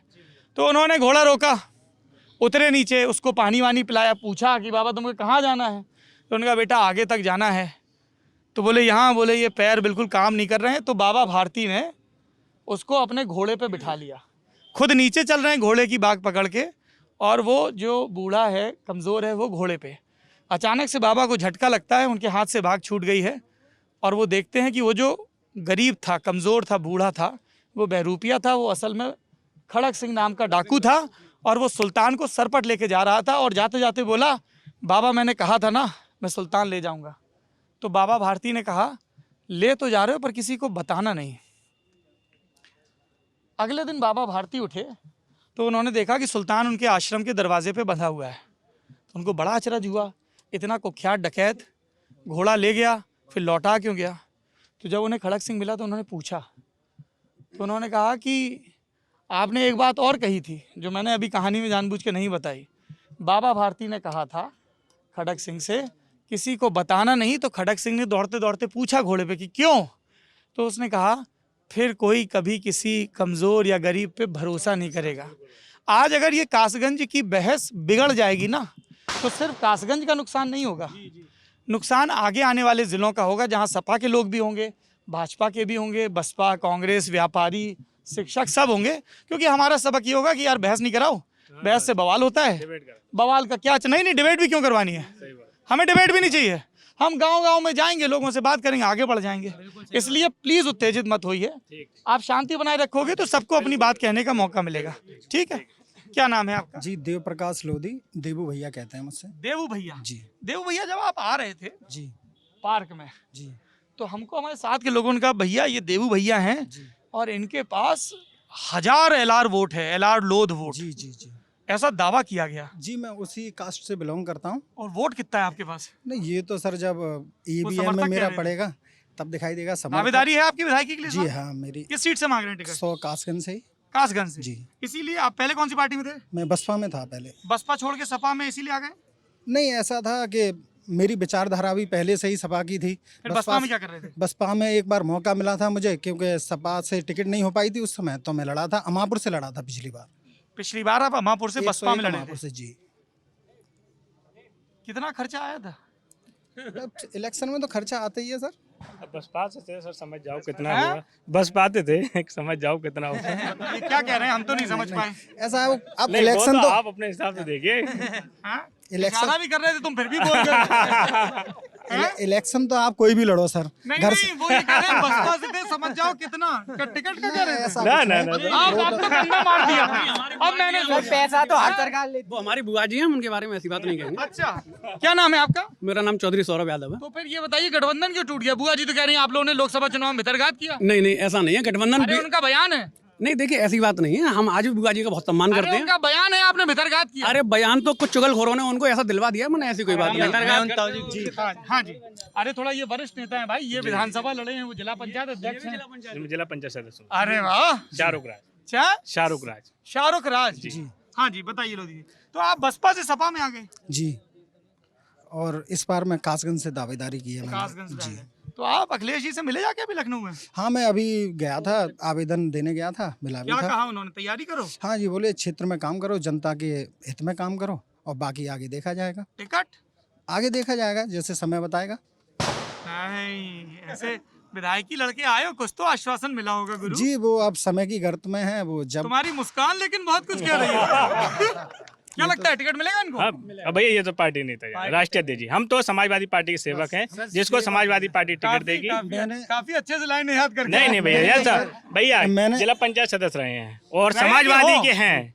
समाजवादी पंचायत सदस्य में है, हमने क्या समाजवादी के हैं। और आप समझ सकते हैं समाजवादी के जिला पंचायत शब्द मैंने क्यों कहा है, क्या आगे बीती होगी आप अच्छी तरह से समझ सकते हैं। इस चुनाव आएंगे सुनने आएंगे। हाँ जी, मतलब मैंने जिस दिन पार्टी भी ज्वाइन की थी, उस दिन भी मैंने एक सिर्फ सिपाही के तौर पे, समाजवादी सिपाही के तौर पे पार्टी ज्वाइन की थी। अब पार्टी का जो भी आदेश होगा मेरे लिए, चाहे वो एक पार्टी कह देगी मेरा मन नहीं भी होगा तो भी विधायकी तो लड़नी ही पड़ेगी, आदेश है। नहीं, अगर पार्टी कहती है तो सर आदेश है, वो तो मुझे मानना थोड़ा नेताओं का सेंस ऑफ ह्यूमर भी अच्छा होना चाहिए, है ना। और आप तो युवाओं के नेता हैं। जी जी। कारोबार क्या है आपका? मैं सर गैस का कारोबार है मेरा। हाँ, गैस एजेंसी है, और स्कूल भी है मेरा 12th तक CBSE बोर्ड अच्छा, से। जब आपने बसपा छोड़ा तो बहन जी ने कहा नहीं कि क्यों जा रहे दूसरी पार्टी में? नहीं, ऐसा था कुछ थोड़ी सी दिक्कत, उनके लोकल लेवल के जो नेता थे, जोनल कोऑर्डिनेटर, सेक्टर प्रभारी। जी हाँ, वो लोग क्या था, मतलब जो सम्मान मिलना चाहिए था मुझे, वो नहीं मिल रहा था। अच्छा, हमने सुना है जी। अरे सुनिए, देखिए बड़ी गौर की महत्वपूर्ण बात है, सुन लो फिर बाद में कहोगे ध्यान नहीं दिया। भाजपा नेता तुम भी सुनो। अरे तुम्हारे पुराने सहयोगी हैं भाई बसपा वाले, इनके नए और तुम्हारे पुराने हैं, भाई हैं, भाई भी हैं। अब लेकिन भाई बसपा से सपा से लड़ रहे हैं, देखो पुरानी पार्टी निकल रही मुंह से। अगर मुझे टिकट मिलेगी तो ये भी वोट देंगे मुझे, जो भाजपा के बेशक नेता हूँ, ये भी बता देता हूँ मैं आपको। हाँ। क्योंकि भाजपा के हाँ, वो समय बताएगा। भाई कह रहा हूँ, ये जिसको मांग रहे हैं, अगर उनको टिकट नहीं मिली और मुझे मिली तो ये मुझे वोट देंगे। किसको मांग रहे हो तुम? किसकी टिकट मांग रहे हो? जी, जो जी नहीं, टिकट नहीं सर, जो हाँ चाचा कुछ कह रहे थे? हम बीजेपी में बीजेपी से टिकट मांग रहे हैं। DS लोधी जी को अगर टिकट मिलती है, ऐसा नेता है कि मिस कॉल मारने पर भी वे फोन करते हैं और सारी जनता की समस्या बहुत अच्छी तरह। अरे तुम सपा के उधर जाओ घूम के। हाँ, तो ये DS लोधी के लिए मांग रहे हैं, आप BS लोधी। भैया अपना सिटिंग विधायक हटाने की बात कर रहे हैं, अपना सिटिंग विधायक हटाने की बात कर रहे हैं। भाजपा के लोग अपना ही सिटिंग विधायक हटा रहे हैं, आप समझ जाइए। जो चुनाव लड़े। हाँ। मैं आपको एक बात बताता हूँ, यहाँ क्या है, भाजपा में बहुत जबरदस्त गुटबाजी है। अच्छा। और राजू भैया के समर्थकों के ही अलग अलग ग्रुप बने हुए हैं। मतलब राजू भैया के कई गुट हैं? हाँ, राजू भैया के सब समर्थक हैं, लेकिन आपस में सब लड़ रहे हैं यहाँ पे, और उससे नुकसान समाज का, इस क्षेत्र का हो रहा है। कैसे? ऐसे के जैसे विधायक जी हैं हमारे, विधायक जी ममतेश, देवेंद्र प्रताप का तो ध्यान दो। देवेंद्र, तो ये दोनों किस गुट में हैं?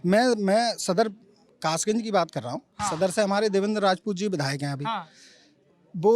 वो भी राजू भैया के बहुत खास हैं। हाँ। और ये जो इन्होंने नाम लिया वो भी बहुत खास हैं, लेकिन ये दोनों लोग एक दूसरे का हमेशा जनता में और यहाँ वहाँ सब जगह विरोध करते हैं। अच्छा, एक बात बताइए, आपने जनता का जिक्र किया, जनता ने हमको एक बड़ी अंदर की बात बताई। चूंकि आप इतना सही बता रहे हो तो हो सकता है आप उसकी तस्दीक कर दो। हमको जनता ने बताया कि ये जो एटा के सांसद हैं भाजपा के राजू भैया, और जो बगल के एटा से सपा के नेता और जिला पंचायत अध्यक्ष हैं जोगिंदर भैया, दोनों बड़े कर्रे दोस्त हैं। सही बात है सर? देखिए, ये बहुत ऊंचे लेवल की बात है। मैं इस पर कोई बगल के जिले की बात है, बताओ तो सही से। ऊंचे लेवल की बात है। राजनीति में अरे आएंगे भैया। बात बगल के बात सर, बगल की और उसकी नहीं बात है। ये बहुत ऊंचे लेवल के नेता हैं, मैं इन पर कोई टिप्पणी करूँ वो अच्छी बात नहीं होगी। पर आप कह रहे हो कि यहाँ राजू भैया के कई गुट हो गए। हाँ, वो उससे विकास प्रभावित। जी, बिल्कुल विकास प्रभावित है यहाँ का बहुत। तो आप जिला पंचायती जीते? अरे बिल्कुल नहीं काटेंगे तुम्हारा पत्ता है। आप भी जीते? आप भी जीते। आ जाओ, वीरता पुरस्कार तुम लोगों को पहले। बिल्कुल बिल्कुल। चाचा की बात हैं? चाचा है ना, सिर्फ जबान से ही देना, आराम से। नहीं मैं तो आराम से दूंगा। तुमको देख के ही लग रहा है तुम गांधी जी के गांधीवादी है ना? हाँ, लग भी रहा है, तुम्हारे तेवर देख के लग रहा है। हाँ जी, क्या नाम है आपका? सचिन यादव। सचिन, आपका? शाहरुख राज। शाहरुख राज। अरे सुन लो, फिर देखो हल्ला मचा रहे थे, अब तुम्हारे नेताओं की बारी आई तब भी नहीं सुन रहे जी। तो सुना है कि इस बार बड़े कर्रे हुए जिला पंचायत चुनाव। भैया बहुत कुछ झेला, बहुत कुछ झेला, तब भी समाजवादी के संग मजबूती के संग अरे टिके मंच पे रहे। नहीं, यहीं बगल नहीं बगल में। नहीं, मजबूती के संग टिके रहे। एक तो नेताओं क्या होता है, उनको लगता है जनता दूर बैठी है। अच्छा, क्या हुआ, लाठी वाठी चली? हाँ, क्या हुआ? कार्रवाई हुई। अरे इनको, अरे कमाल है यार, बड़ी आफत है। आप पहले अपने कार्यकर्ताओं से कहिए कि भैया जहाँ हम बोले तब बीच में न टोको। बता दियो जेसीबी चली। भैया जेसीबी चली। भैया आप उस टाइम के समाजवादी, आप न्यूज़पेपर उठा लीजिएगा, उसमें सब दिख जाएगा कि कासगंज जिले के हमसे जो है बीजेपी वालों ने पहले तो हमको ऑफर दिया पैसों क्या का। ऑफर दिया? पैसों का ऑफर दिया कि 2 करोड़ रुपए ले लो, वोट दे दो। जब हमने उनको किसने पैसे दिया? से वोट नहीं किसने दिया, दिया? बीजेपी के नेता ने। नाम नहीं बताना है, कह रहे नाम ना बताना है। यार देखो, नाम तो बता दो। अरे अभी तो तुम इतना अरे एक शाहरुख राज, नाम? पार्टी भाजपा। नाम किसने? भाजपा के लोग। भाजपा के लोग। अरे आएंगे। तुमने ये क्यों कहा नाम ना बताना? नहीं, नाम देखो, तुमने क्यों कहा? नहीं, भाजपा पहले तुमने कहा नाम ना बताना, अब शर्मा रहे हो। नहीं, बता रहा हूँ भाजपा। नाम बताओ। भाजपा। अरे सही से बता दो। अरे भारतीय जनता अरे पार्टी। नाम कौन? भैया भाजपा ने ऑफर दिया था। यहाँ तो सपा के हैं, जिसे टिकट मिलेगी उसको लड़ाएंगे। अच्छा नहीं, हाँ तो आप कह रहे हो 2, ये बड़ा आरोप लगा रहे हो आप कैमरे पे। हाँ जी। तो किसने दिया, क्या नाम था? नाम वाम छोड़िए आप। अरे फिर ऐसे कल को कोई कह दे आपके लिए कुछ इल्जाम लगा दे। छोड़िए, जब हम नहीं माने तो 2 करोड़ में नहीं माने? हम नहीं माने तो हमने को अपनी पार्टी में वोट देना क्या था आपने ना। क्या कहा? हमने कहा अपनी पार्टी को वोट देंगे। समाजवादी पार्टी से चुनाव जीता हूँ, समाजवादी को ही वोट दूंगा मैं। अच्छा, और आपको वोट किसी भी कीमत पर नहीं दूंगा। फिर क्या हुआ? सचिन यादव वो नहीं है जिसको कोई खरीद सके। बहुत बढ़िया। फिर उसके बाद क्या हुआ? उसके बाद हमने अपनी पार्टी को वोट दिया और देखिए फिर जनता ने, आपकी पार्टी का क्या नतीजा रहा? देखिए जनता ने जो है चुनाव समाजवादी पार्टी को जिताया। कैसे? आपको पूरे प्रदेश में पता है। जिला पंचायत सदस्य सदस्य सबसे ज्यादा समाजवादी पार्टी के 23 जीते। में 12 कासगंज में। और इन्होंने जिलाध्यक्ष क्यों नहीं बना? इन्होंने अपना धन बल का प्रयोग करके जो है बेईमानी से। अरे एक सेकंड यार, हमको गलत समझ लें तो हमको मैथ्स वैसी समझ में नहीं आती है। 2 मिनट रुक जाओ। एक सेकंड, 23 थे टोटल, 12 सपा के जीते।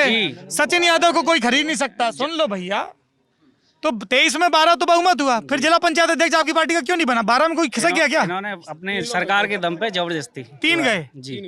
अच्छा, उनको डरा धमका के। आपको नहीं डरा धमका पाए, हमें 3 को डरा जी, धमका जी। दिया। ये शेर हैं, तुम शेर हो ना हो, तुम्हारे ये समर्थक जो हैं।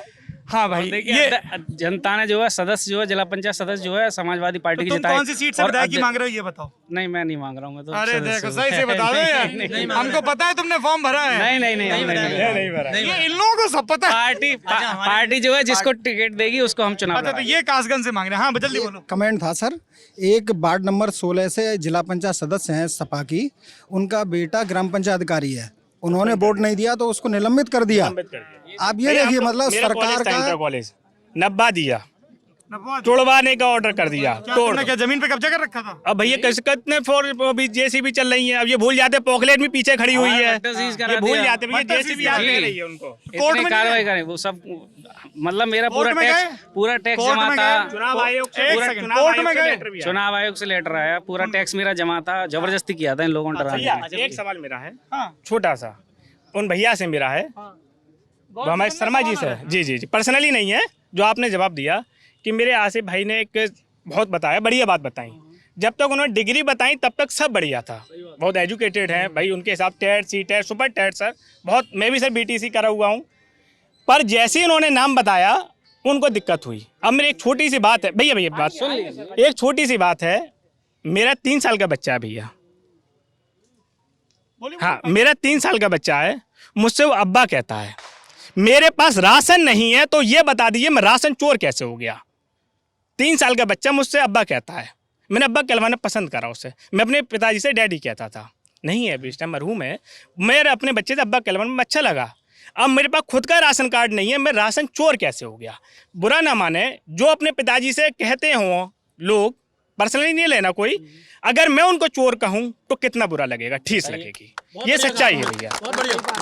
एक आप धर्म समुदाय को लेके एक विशेष वर्ग, जब तक बोले बीटीसी, एमटी, सब कुछ है, बहुत बढ़िया था, जैसे नाम खुला दिक्कत हुई। क्यों भाई, ओबीसी है, वो मुस्लिम में भी ओबीसी आते हैं, उन्होंने अपनी हक की बात कही, इसीलिए मैंने करेक्ट किया था। नहीं, आपने बिल्कुल सही कहा, उन्होंने अपनी हक की बात कही भैया। बात आपकी रजिस्टर हो गई और आप बिल्कुल ठीक करें, धर्म के आधार पे आप, और ये आपकी चॉइस है, आपके बच्चे की, वो पिताजी जैसे मैं, बात बिल्कुल आप देखिए मैं आपको चॉइस है, मैंने कहलवाया, बिल्कुल बिल्कुल, मैं राशन चोर कैसे हो गया भाई, सीधे सीधा मेरा तो राशन कार्ड नहीं है भैया, आप क्या नाम है? मेरा नाम स्वदेश कुमार है भैया। स्वदेश, तुम्हारा बहुत सुंदर नाम है। मेरा बहुत सुंदर नाम है। अरे हमको तारीफ करने तो कैसा आदमी है, मैं क्या खुद ही अपने मुंह से तारीफ कर रहा है। दूसरा नाम भी भैया, अरे अरे हैं, नाम है मेरे दोनों, सुभाष भी है, स्वदेश भी है, डॉक्यूमेंट्स नाम सुभाष है, मेरा नाम वैसे स्वदेश है। तो मैं अच्छा, अरे हमारा सवाल तो सुन लो भैया, क्या करते हो? जी भैया मैं स्टूडेंट हूँ। क्या पढ़ाई? पोस्ट ग्रेजुएशन किया है, पीटीआई, पोस्ट फिजिकल एजुकेशन से, बीपीएड। फिजिकल एजुकेशन से बीपीएड। बीपीएड किया है कि पोस्ट ग्रेजुएशन? ये दो अलग अलग डिग्री है। बीपीएड बीपीएड तो पोस्ट ग्रेजुएशन नहीं होता है। नहीं, समकक्ष है भैया, बीपी स्नातक में आती है, बीपी किस में आती है भैया फिर? अरे यार बीपीएड पीजी थोड़ी होता है। अच्छा, बीपी करके मैंने सर बीपीएड किया है, इंटर के बाद बीपी किया। पोस्ट ग्रेजुएट कैसे हुए? अच्छा भैया, तो डिग्री तो वो हो गई ना समकक्ष। अरे पोस्ट ग्रेजुएट डिग्री नहीं हुई, गलत बता रहे हो। हाँ चलिए मान रहे हो गलत बता दिया? नहीं, मैंने गलत तो नहीं बताया वैसे भैया। देखो अड़ रहे हो।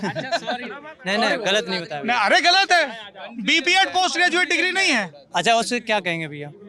बीपीएड को क्या कहेंगे? बीपीएड मेरे ख्याल से तो बैचलर ऑफ एजुकेशन। ये विडंबना मेरे साथ भी शामिल हुई थी। ये जो बीपी कोर्स किए हुए हैं, ये बीपीएड के समतुल्य समझ रहे हैं अपने आप को।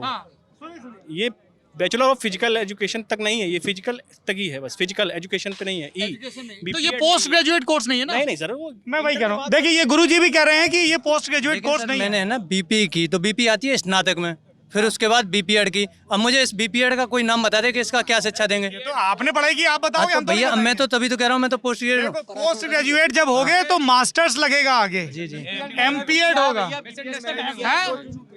गलत है, बीपीएड मैंने भी किया है, ये पोस्ट ग्रेजुएट डिग्री नहीं होती है।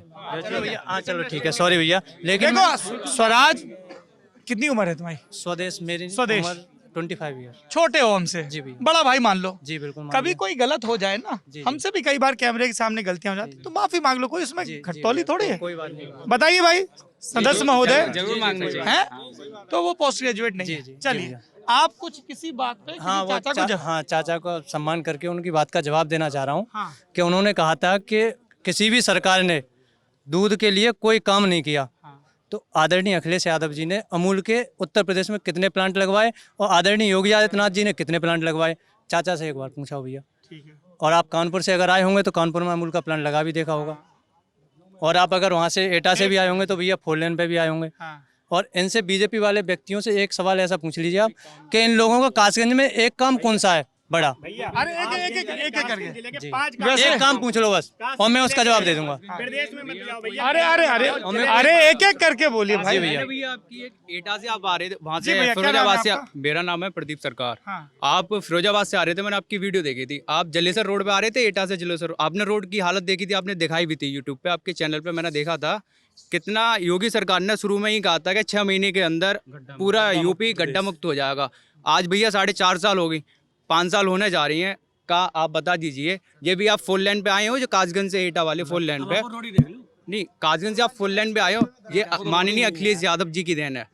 और कासगंज में जिला अस्पताल ले लीजिए, आप डिस्ट्रिक्ट कोर्ट ले लीजिए, स्टेडियम ले लीजिए। जो तरक्की है वो आपकी। हाँ, हमारी अच्छा अरे यार सवाल तो यार शाहरुख राज एक सेकंड सुनिए, एक सवाल सुनिए। सवाल जैसे आपने कहा कि भाई साहब पीछे क्यों खड़े हो, आगे आओ। मोनू भैया, अरे और आगे आओ भैया, कितने बढ़िया लग रहे हो आप। देखो घड़ी भी बढ़िया पहनी है। पीछे खड़े थे, हमको अच्छा नहीं लग रहा था। अब तो अच्छा लग रहा है। हाँ, अच्छा लगा। आप बड़े भाई हो? नहीं, छोटा हूँ आपसे। छोटे हो? कौन सन? आप बड़े भाई। कौन सन का जन्म है? सही से मेरा 89, 1989। तब तो छोटे हो। ठीक है, तो मैं ये नहीं, दाढ़ी हमारी भी सफेद हो गई, दाढ़ी का कोई मसला नहीं है। हम और मोनू भैया कॉन्फिडेंट लोग हैं, इसलिए हम लोग खिजाब पे पैसा खर्च नहीं करते हैं। ठीक बात है ना? मैं ये कह रहा हूँ, एक मेरा सवाल ये है, जैसे आप लोगों ने कहा कि आपने 4 लेन सड़क बनवाई, अस्पताल, ऐसे आपने, हाँ वही कई काम गिनवाए। सवाल तो सुन लो, मैं तो खुद ही कह रहा हूँ, अरे सवाल सुन लीजिए सदस्य महोदय, बहुत सारे आप लोगों का दावा है कि आपने काम करवाए 2012 से 2017 के कार्यकाल के बीच। बहुत बचता है फोन हैं। 2012 से आपने काम करवाने शुरू किए, 2014 में आए लोकसभा चुनाव, आप लोग बुरी तरह हारे, दहाई में भी नहीं पहुंचे। 2017 में आए विधानसभा चुनाव, नहीं पहुंचे। हाँ, फिर 2019 में चुनाव आए, बसपा के साथ गठजोड़ किया, उसमें भी दहाई पे नहीं पहुंचे। आप में से एक व्यक्ति, आप लोग तय कर लो आपस में, मुझे ये बताए कि इतने सारे कामों के बावजूद लगातार 3 चुनाव में समाजवादी पार्टी की हार की वजह क्या है? आप बोलेंगे? बोलिए भैया। जो चुनाव 14, 17, 14 ये चुनाव भैया जमीनी मुद्दों पे ही नहीं लड़े जा रहे हैं। आप भैया ने कहा 370 हटाई, उनको सीधा 370 हटाई, फुल फॉर्म पूछ लो, क्या उनको लाभ पर्सनली क्या हुआ? जिस पेट्रोल के खर्च पे आ रहे हैं 370 का क्या फुल फॉर्म है? वो नहीं आएंगे। भाई, क्या 370 से उनको लाभ हुआ? उनसे पूछ लीजिए। किसान है, डीजल के रेट क्या है? 370 तो 19 के बाद हटाई, 14, 17, 19 में हार मैं की वजह क्या तो आपको बता रहा हूँ भैया, जब उनको खुद ही जब जमीनी मुद्दों पे चुनाव ही नहीं लड़े गए, भ्रम के चुनाव तो करे गए। आपको ऐसा क्यों लग रहा है कि 2022 में एकदम से मुद्दे बदल नहीं, जाएंगे? मुद्दे आप देखिए ना, किसानों का हाल देखिए भैया, किसान विरोध को आप राजनीतिक तौर पे ना देखिए, किसान आंदोलन आप तो डिवाइड कर रहे हैं, उसमें आप जा रहे हैं। पॉलिटिकल सवाल है, मैं ये पूछ रहा हूँ, मैंने ये पूछा कि सपा के लोग ये विश्लेषण करते होंगे ना कि, तो मैं आपसे पूछ रहा हूँ कि ये 3 चुनाव में हार की आप लोगों को क्या वजह लगती है? नहीं, हार की वजह हम लोग भैया, हमने काम बहुत करा, ये आप भी जानते हैं और सब लोग जानते हैं। हार की मैं वजह बता रहा हूँ भैया, हम अपना सच इतना प्रचारित नहीं कर पाए जितना उन्होंने अपना झूठ प्रचारित कर लिया। ये सच्चाई है, मैं एक पार्टी के होने के नाते भी ये सच्चाई कहता हूँ। पर भैया, अरे एक व्यक्ति बोल लो, हमने पहले कहा था तय कर लो आपस में। वो इतना झूठ उन्होंने प्रचारित कर लिया, इतना हम सच प्रचारित नहीं कर पाए, प्रचार में पिछड़ गए। हाँ, बात सही है। अच्छा, एक बात और बताइए, 1 मिनट, 2017 ये चुनाव में से लेके जनता के सामने भ्रम हट गया, अब आपका बिल्कुल क्लियर हो गया। आप क्षेत्र में जा रहे हैं भैया, आप देख रहे हैं, जनता के सामने डीजल ले लीजिएगा, आपका किसान आंदोलनों को ले लीजिएगा, पब्लिक को देख लीजिएगा भैया। एक मेरा सप्लीमेंट्री सवाल और है। अरे एक सेकंड सुनिए, एक सेकंड, शर्मा जी मैं आऊंगा पीछे से बोलने नहीं दे रहे सर। यार ऐसे मत करो यार, ये गलत बात है। एक सेकंड आपस में मत लड़िए, बिल्कुल गलत बात है। आपस में बिल्कुल नहीं, मैं आऊंगा। थोड़ा धैर्य रखिए, बस 5-10 मिनट में खत्म कर दूंगा, ठीक है? एक सप्लीमेंट्री सवाल ये सुन लीजिए, मत लड़िए आपस में प्लीज। कोई आप में से कोई किसी की विधायकी नहीं जा रही है, सबको आराम से रहिए। कि ये क्या रणनीति रही कि 17 में कांग्रेस और 19 में बसपा से गठबंधन करना पड़ा और गठबंधन असफल रहा? नहीं भैया, गठबंधन असफल ऐसा नहीं कह सकते, क्योंकि हमारा वोट बैंक बहुत बड़ा, ये सच्चाई है। सीटें तो घटी भाई, सीटें घटी, वोट बैंक तो बहुत बड़ा हमारा भैया। पर मैंने बताया ना, वो चुनाव से पहले गठबंधन क्यों? चुनाव से पहले भैया राष्ट्रवाद का मुद्दा ले आए, भाई जमीन पे सवाल नेताजी, सवाल कांग्रेस और बसपा से गठबंधन क्यों असफल रहा? भाई नहीं, असफल में नहीं कह सकता ना, वोट परसेंटेज बढ़ी ना भैया, तो तोड़ा क्यों गठबंधन? भाई हम सीटें नहीं निकाल पाए। गठबंधन क्यों तोड़ा फिर? कौन सा गठबंधन? कांग्रेस से अब साथ में नहीं है, बसपा के साथ। बसपा ने तो आप खुद देख लो भैया, हम तो बैठे हुए थे, अपना चल के चल दिए, अब बसपा दूसरी तरफ जा रही है। बसपा जो है बीजेपी की 19 में साथ क्यों आए? बीजेपी की भी टीम थी तो 19 में साथ क्यों आए? किसमें भैया? 19 में पता चला भैया, उसके बाद पहले बताओ पैसे के लिए किसने ऑफर किया था? ये आंतरिक मामला है थोड़ा। चलिए थोड़ा इधर सुन लेते हैं जी। एक आप कुछ कहना चाह रहे थे और एक आप कुछ बोल रहे थे, आप क्या बोल रहे थे? क्या नाम है? सौम्य मित्तल। क्या करते हो? परसुइंग सीए कर रहे, बताओ भैया। मतलब शिक्षा के क्षेत्र में बीजेपी ने काफी काम किया है। अखिलेश सरकार में लैपटॉप बांटे गए थे, आपको पता होगा। तो यूपी में उसमें भी वो करा गया जातिवाद, जाति के हिसाब से लैपटॉप बांटे गए। अरे बोलने दीजिए। एक से नहीं, ये गलत। नहीं, जो भी आरोप है, मैंने आप लोग बोल रहे थे, मैंने चुप सबको शांत रखा। सर लैपटॉप बांटे गए यूपी में, उसमें भी जातिवाद करा गया। मेरे परसेंटेज ज्यादा थे लेकिन मुझे नहीं मिला, मेरी क्लास में जिसके परसेंटेज कम थे उसे मिला। इन लोगों ने हर चीज में जातिवाद किया। एक से बात तो सुन लीजिए भाई, कमाल है। कोई एक बात बताइए, कोई किसी की सुनना नहीं चाहता है। एक आप क्या कह रहे थे, बताइए जी। मैं शाहरुख भाई के बारे में कह रहा था। शाहरुख भाई ने, मुझे बड़ा अच्छा लगा कि आप लोग राजनीति थोड़ा एक गोला तो बड़ा कर लो, एकदम पास आते जा रहे, मैं दब जाऊंगा। पीछे हो। पीछे हो जाओ भैया। मेरे क्या नाम है? नहीं, मेरा नाम सर गौरव। गौरव कितना गुस्सा है? नहीं, गुस्सा क्यों है सर? बिल्कुल नहीं है ना, ऐसे ही मुस्कुराते हुए रहना। बिल्कुल ठीक है? ऐसे ही मुस्कुरा। भैया बोला है, देखो लाज रखना हमारे कहे की। आपको हमेशा देखते हैं लल्ला। बस बोलिए। मैं ये कह रहा था शाहरुख भाई जी शाहरुख भाई ने कहा कि मैंने उनका धर्म पूछ लिया। मैं विक्टिम कार्ड खेलने के खिलाफ हूँ। उन्होंने तुरंत धर्म बता के तुरंत कह दिया कि हमारे साथ ज्यादा अत्याचार होता है या धर्म नाम बता देंगे तो धर्म, वो भी इस देश के नागरिक हैं सर। हम बहुत सम्मानित आप ये मानते हैं। अच्छा एक सेकंड वेट एक सेकंड ऐसे नहीं, एक सेकंड ऐसे नहीं ऐसे। अरे यार सब अगर मैं सिर्फ सवाल जवाब करवाऊंगा तो हम लोग भोर का तारा देख के जाएंगे। नेताओं की बात हो गई, अध्यापकों की बात हो गई, विद्यार्थियों की बात। हमेशा हर जगह स्टूडेंट पीछे क्यों रखे गए हैं सर, ये बताओ। स्टूडेंटों को हर जगह पीछे क्यों रखे गए? चिल्लाओ नहीं, बिल्कुल नहीं चिल्लाए। मतलब बसपा हाँ बताओ। नहीं अरे हम आ रहे हैं ना। हाँ सर, तुम लोग मेरे जिगर के टुकड़े हो। नहीं सर, मैं कोई अन्याय नहीं होने दूंगा। ऑब्जेक्शन साहब थोड़े से ऐसे हो। बताओ भैया क्या नाम है? मेरा नाम सौरभ कुमार है। मैं गवर्नमेंट डिग्री कॉलेज से बीएससी सेकंड ईयर किया। इस साल मेरा अभी रिजल्ट नहीं आया हुआ है। अभी रिजल्ट नहीं आया हुआ है। पीछे गलत बात। आगे आ जाओ, थोड़ा सा आगे आ जाओ। ठीक है। कुछ लोग कह रहे थे नकल बहुत होती है, खासकर देखा है तो प्राइवेट कॉलेजों में होती है। सरकारी कॉलेज पे भी ऑब्जेक्शन उठा रहे थे। मेरी कॉलेज में गवर्नमेंट की नॉर्था है, सरकारी राजकीय विश्वविद्यालय है सर, तो मैं उससे बीएससी सेकंड ईयर कर रहा हूँ। तो मेरी कॉलेज में ऐसा माहौल है सर, एक भी बच्चा मतलब इधर मुँह नहीं हिला सकता है सर, वहाँ जमीन से पेंसिल नहीं उठा सकता है। हाँ इतनी सख्ती है सर हमारे प्रिंसिपल। और सर उसमें गवर्नमेंट डिग्री कॉलेज नॉर्था अफरोज आलम उसके प्रिंसिपल हैं। उसमें पढ़ रहा हूँ मैं सर। और के कॉलेज में सख्ती है? हाँ सर बहुत सख्ती है। मेरा आप पॉइंटर। अरे यार सवाल सुन लो कमाल। देखो ये गलत है, फिर मेरे धैर्य की परीक्षा मत लो। कितने मैंने धैर्य से आपके नेताओं की बात सुनी है ना। थोड़ा सा अनुशासन रखिए, है ना। हाँ जी। तो आप ये कह रहे हो कि सरकारी कॉलेज में सख्ती होती है? हाँ सर सख्ती। नाम आपका? सौरभ कुमार, बीएससी। सौरभ, अरे बस बीएससी सेकंड ईयर। बढ़िया। सौरभ मेरे दो सवाल हैं। पहला ये कि जब तुम बीएससी कर लोगे आगे तुम्हारा क्या करने का इरादा है? सर आगे करने का मेरा एसआई की अभी कंपटीशन चल रहा है, बीच में भी पढ़ाई नहीं चला। हाँ एसआई की तैयारी करूँगा। दूसरा सवाल ये, अभी हम कुछ दिनों पहले बिजनौर में थे। हाँ सर। सब लोग अरे दरोगा बहुत एकदम सेट हो जाती है लाइफ। ये ऐसा क्यों माना जाता है? पटवारी की ज्यादा हो जाती है। ये ऐसा क्यों माना जाता है? सरकारी भ्रष्टाचार कैसे दूर होगा बताओ सर? सर भ्रष्टाचार जब भी दूर होगा जब जो सरकारी कर्मचारी हैं, जब जो रिश्वत नहीं लेंगे। तुम नहीं लोगे? नहीं सर हम नहीं लेंगे। बढ़िया, शाबाश। चलिए क्या नाम है आपका? ऋचा शर्मा। क्या करती हैं? इंजीनियर हूँ मैं। इंजीनियर है, कासगंज की रहने वाली? हाँ जी। क्या इंजीनियर है, क्या करती हैं? Website designing. वेबसाइट डिजाइन करती है, मतलब हमको लल्लन टॉप डिजाइन करवाना हो तो आपके पास जी बिल्कुल। कासगंज की रहने वाली? हाँ जी। बताइए क्या इश्यूज हैं कासगंज के? कासगंज की लड़कियों के क्या इश्यूज हैं? क्यों यहाँ पे इतने सारे लड़के हैं और पॉलिटिक्स में, पब्लिक डिबेट में और दफ्तरों में भी लड़कियों की संख्या क्यों कम है? क्या वजह है बताइए ऋचा। मेन तो सिक्योरिटी है और यहाँ का मतलब कल्चर ऐसा है कि अगर आप मतलब मैं अपने दोस्तों के साथ बोलूँ तो बहुत फ्रीली घूमती हूँ, बट अगर मैं कहीं जाऊँ किसी मार्केट प्लेस पे तो मुझे उतनी लड़कियाँ नहीं मिलती हैं कासगंज में। हाँ जी, क्योंकि उन्हें वो सोसाइटी से दिक्कत है, लोगों से दिक्कत है, उस सिक्योरिटी नहीं मिलती है उन्हें, वो जाती हैं जहाँ भी। You girls don't feel safe in the marketplace. Yeah, I can see that. मतलब अभी आप जा रहे हैं तो कोई भी आपको टॉन्ट पास करता हुआ चला जाएगा, कुछ भी मतलब कुछ भी आपको बोल सकते हैं and you don't have like you don't have guts to say anything back. तो ये दिक्कत है। क्या नाम है आपका? सर अवंतिका भारद्वाज। अवंतिका, आपने क्या पढ़ाई की है? Sir BTech in mechanical engineering. आप इस बात से सहमत हैं ये जो कह रही हैं कि मार्केट प्लेस में आप कासगंज में जाते हो तो लड़के कमेंट पास करते हैं? Yes, I've experienced unfortunately and I Hindi बोलेंगी तो ज़्यादा लोगों को समझ में आएगा। I know you can speak in English but it's all about actually reaching मैं to आपसे बात कर रही हूँ तो फ्लो में अंग्रेजी निकल आई।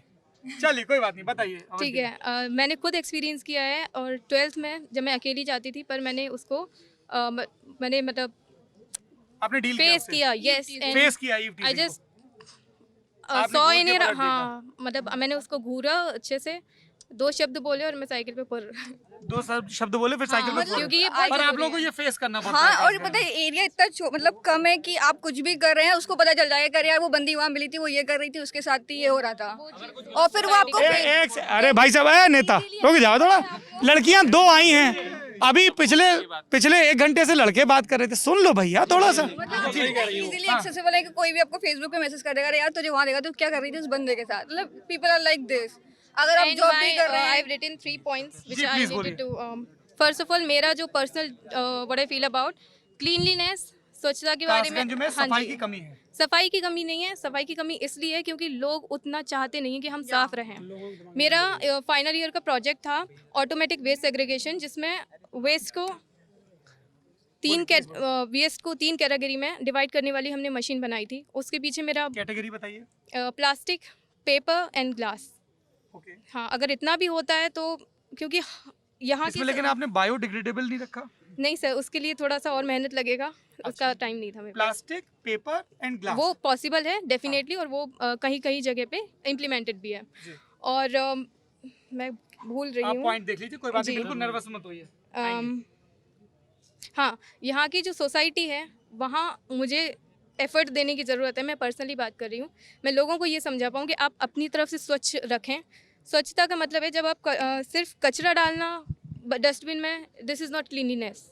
आपकी जिम्मेदारी है कि आप अपने घर पे उस कचरे को कैटेगराइज करें।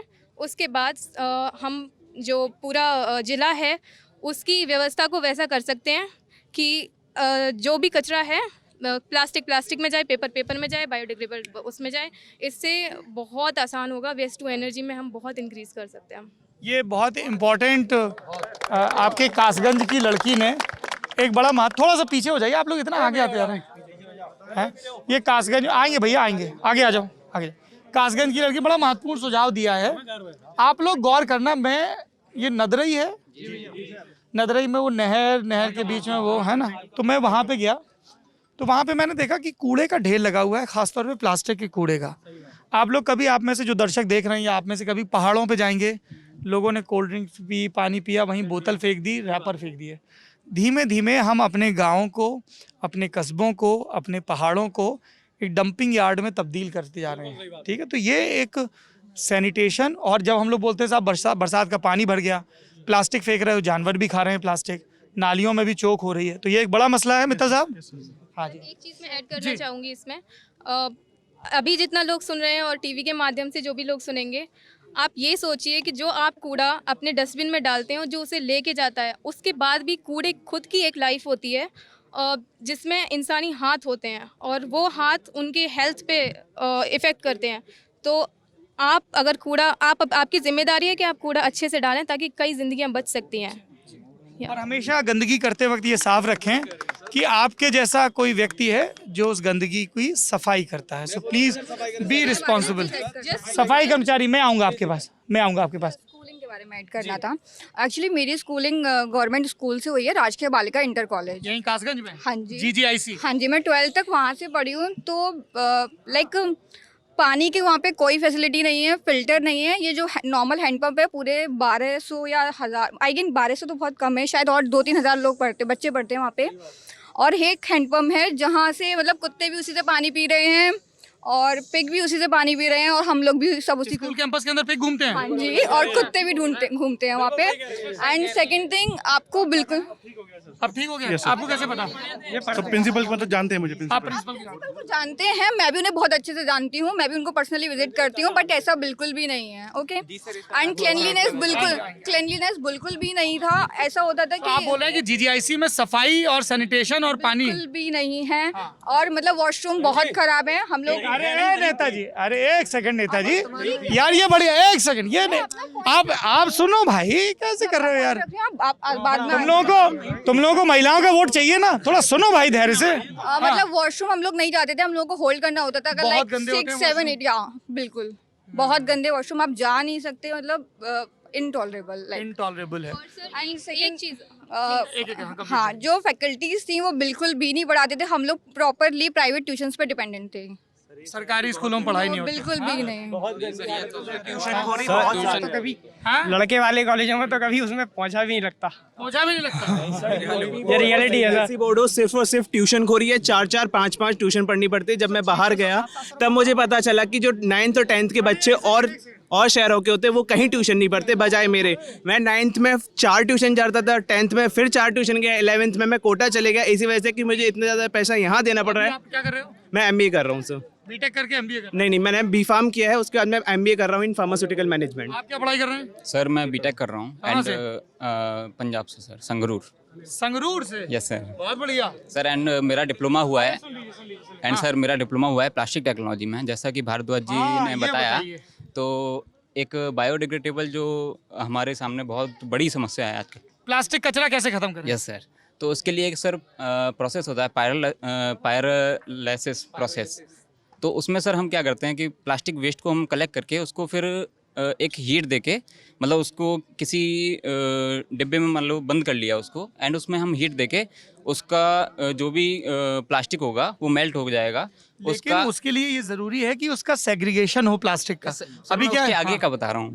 तो सर उससे फिर हम एनर्जी कंजप्शन करके उसको सर दूसरी फॉर्म में एनर्जी को हम यूज कर सकते हैं। चलिए ये एक अच्छी चीज है। हाँ जी, क्या बोल रहे थे आप? बोलिए, नाम बताइए। जी सर, मेरा नाम राहुल है। क्या पढ़ाई की है? सर मैं बीटेक हूँ। अभी क्या कर रहे हो? सर अभी मैं जॉब के लिए प्रिपेयर कर रहा हूँ। हाँ बोलो, क्या करना सर मैं ये ऐड करना चाह रहा हूँ सर, जो कासगंज का जो क्लीननेस इंडेक्स में नंबर है गवर्नमेंट की वेबसाइट के अनुसार सर, वो बड़ा है। तो कासगंज में जो सैनिटेशन प्रॉब्लम है वो काफ़ी हद तक रिजॉल्व हुई है, ये बात है। कासगंज में सफाई सुधरी है? ये सुधरी है सर। जी सर, बहुत अच्छी से सुधरी है, पहले से सुधरी है। पहले से सुधरी है। क्या बोलना चाह रहे हैं? मुझे, मेरा नाम सौरभ है सर। क्या करते हैं? मैं स्टूडेंट हूँ बीएड सेकंड ईयर का।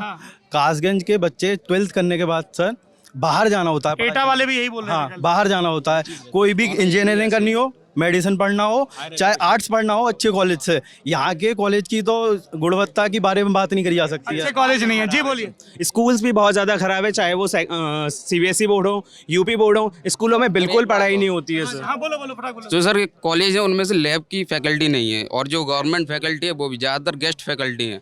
लैब की फैसिलिटी अच्छी नहीं है कॉलेजेस में। गेस्ट फैकल्टी बना रखी है सर, जैसे कि कोई अधिकारी आता है तो उसको बिठा देते हैं, उसको प्रैक्टिकल्स वगैरह नहीं कराते सर। गवर्नमेंट पॉलिटेक्निक में हूँ तो वहाँ लैब तो है ही नहीं, देखने को ही नहीं मिलती है वहाँ। लैब तो खुलती नहीं है, शोपीस के लिए अवेलेबल ही नहीं। मेरा आदित्य कुमार चौहान। क्या करते हैं आदित्य? मैं बीएड फर्स्ट ईयर। बताइए क्या करना चाह रहे हैं? बहुत से ह्यूमैनिटीज़ के सब्जेक्ट्स भी नहीं हैं इस डिस्ट्रिक्ट में, जैसे हिस्ट्री रहा और भी हैं।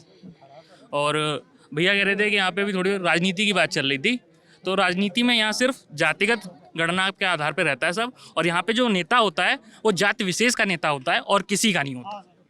ये तो बस सिर्फ आप इंडिकेट करना चाहूँगा, कासगंज सर बिल्कुल सेंटर पॉइंट पे होते हुए बरेली, फरुखाबाद, एटा, आगरा पूरा कनेक्ट होता है, लेकिन कासगंज में ना डेवलपमेंट की कोई बात होती है और किसी की बात नहीं होती है, सिर्फ राजनीति के नाम पे तलवारें खिंच जाती हैं, और इसके अलावा कासगंज के लिए डेवलपमेंट के लिए कोई बात करता ही नहीं। इंडिया एक वेलफेयर स्टेट है। इंडिया वेलफेयर स्टेट है। यहाँ से टैक्स जो होता है उससे लोग बोलते हैं टैक्स इसलिए बढ़ा दिया, महंगाई इसलिए महंगी है ताकि राशन दे पा रहे हैं, ताकि गरीबों के लिए सड़क दे पा रहे हैं, और चीज़ें दे पा रहे हैं, मुहैया करा रहे हैं सस्ते में सुविधाएं। लेकिन मैं ये कहना चाहूँगा कि जो गरीब आदमी है उसकी जो यूज़ की चीज़ें हैं उस पर महंगाई ना होनी चाहिए। महंगाई हो एयर टिकट्स पे हो, बाकी चीज़ों पे हो। ठीक है। अब मेरे दोस्त रहते हैं हॉस्टल में, गंजवाड़ा कॉलेज से मैं बीएड कर रहा हूँ। वहाँ की आप हॉस्टल की हालात देखिए एक बार, जर्जर हॉस्टल हो गया है, कब गिर पड़ेगा कुछ पता। कहाँ की बात है ये? गंजवाड़ा पीजी कॉलेज की। और एक सेकंड। हाँ जी हाँ जी हाँ जी, दो चीज़ें हाँ बोलिए, नाम बताइए। मेरा नाम मोहतशिम हसन है, मैं दिल्ली में ही जॉब करता हूँ। मैं कासगंज क्या पढ़ाई की है? मैंने मास कम्युनिकेशन किया सर दिल्ली से। मैं जो दो चीज़ें काफ़ी टाइम से मतलब शुरू से ही फेस की हैं कासगंज के, बस आखिरी 1 मिनट और धैर्य रखिए। के अंदर एक तो हायर एजुकेशन के लिए बिल्कुल कोई सुविधा नहीं है। दूसरी चीज़ मेडिकल फैसिलिटी, सपोज दैट अगर यहाँ पर अगर फर्स्ट एड के लिए ज़रूरत पड़ जाए तो मैं मानता हूँ सीधे भागना होता है लोगों को, या तो आगरा या अलीगढ़ फर्स्ट एड के पर्पस। मेडिकल कॉलेज खुल गया अब आके सर स्टार्ट हुआ, लेकिन फिर इसी तरह से कासगंज डिस्ट्रिक्ट के, मेरा नाम सर अनुज भारद्वाज है और मैं भी कासगंज से हूँ, एमबीए किया हुआ है। कासगंज डिस्ट्रिक्ट के लिए समथिंग 34 या 36 डॉक्टर्स की टीम अलॉट की गई थी और है यहाँ पर, लेकिन केवल 2 डॉक्टर्स अवेलेबल रहते हैं। 36 में सिर्फ 2? सिर्फ 2। चलिए एक सेकंड हाथ नहीं पकड़ो। हाँ यहाँ पे एक सेकंड सरकारी एक सेकंड सर, सफाई कर्मचारी कहाँ है? सफाई कर्मचारी आगे आओ भैया जी, बताइए क्या मुद्दा है? आपका नाम बताइए। सर मेरा नाम सुरेंद्र सिंह। आपका? विशाल चरण। आप दोनों लोग सफाई कर्मचारी? बताइए, आप भी हैं, बताइए क्या मुद्दा है? सर हमारा ये मुद्दा है कि हमारे देश के प्रधानमंत्री ने, थोड़ा पीछे हट जाओ प्लीज भाई, एक सेकंड रुकिए। आप एक बात बताइए, आप लोग इतने धैर्य से खड़े, मैं भी इतनी देर से बात कर रहा हूँ ना, थोड़ा पीछे हट जाइए। शाहरुख भाई जरा अपने साथियों को पीछे करवाइए। टाइम कितना हो रहा है? मैं पिछले 1 घंटे से और उसके पहले से बात कर रहा हूँ ना, 5:30 आया था, 2 घंटे से मैं इस ग्राउंड में खड़ा हूँ।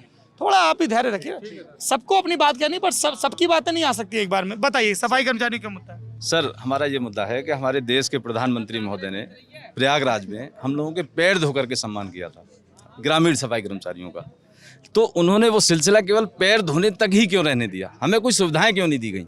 हम पूरे कोरोना काल में अपना जी जान लड़ा करके बिना अस्त्र और शस्त्रों के, बिना मास्क और ग्लव्स के, बिना औजारों के हम लोग काम करते रहे। दिन रात हमने काम किया, कोई अवकाश नहीं लिया हम लोगों ने।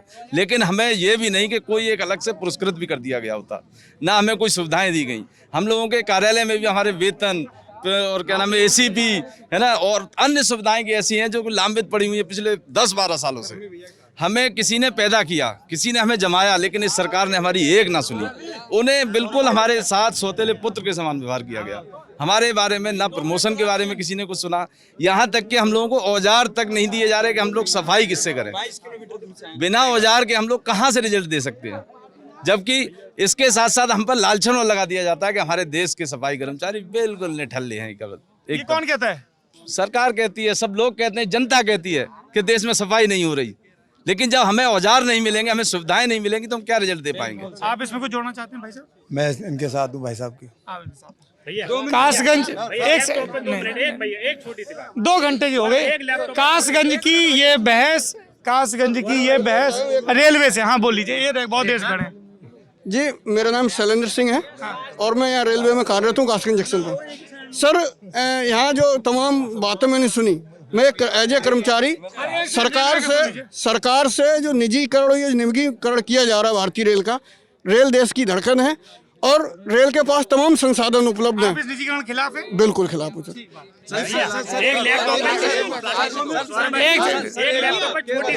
कासगंज की ये बातचीत, समय 2 घंटे हो चुका है, यहीं पे समाप्त होती है। आप देखते रहिए लल्लन टॉप। धन्यवाद।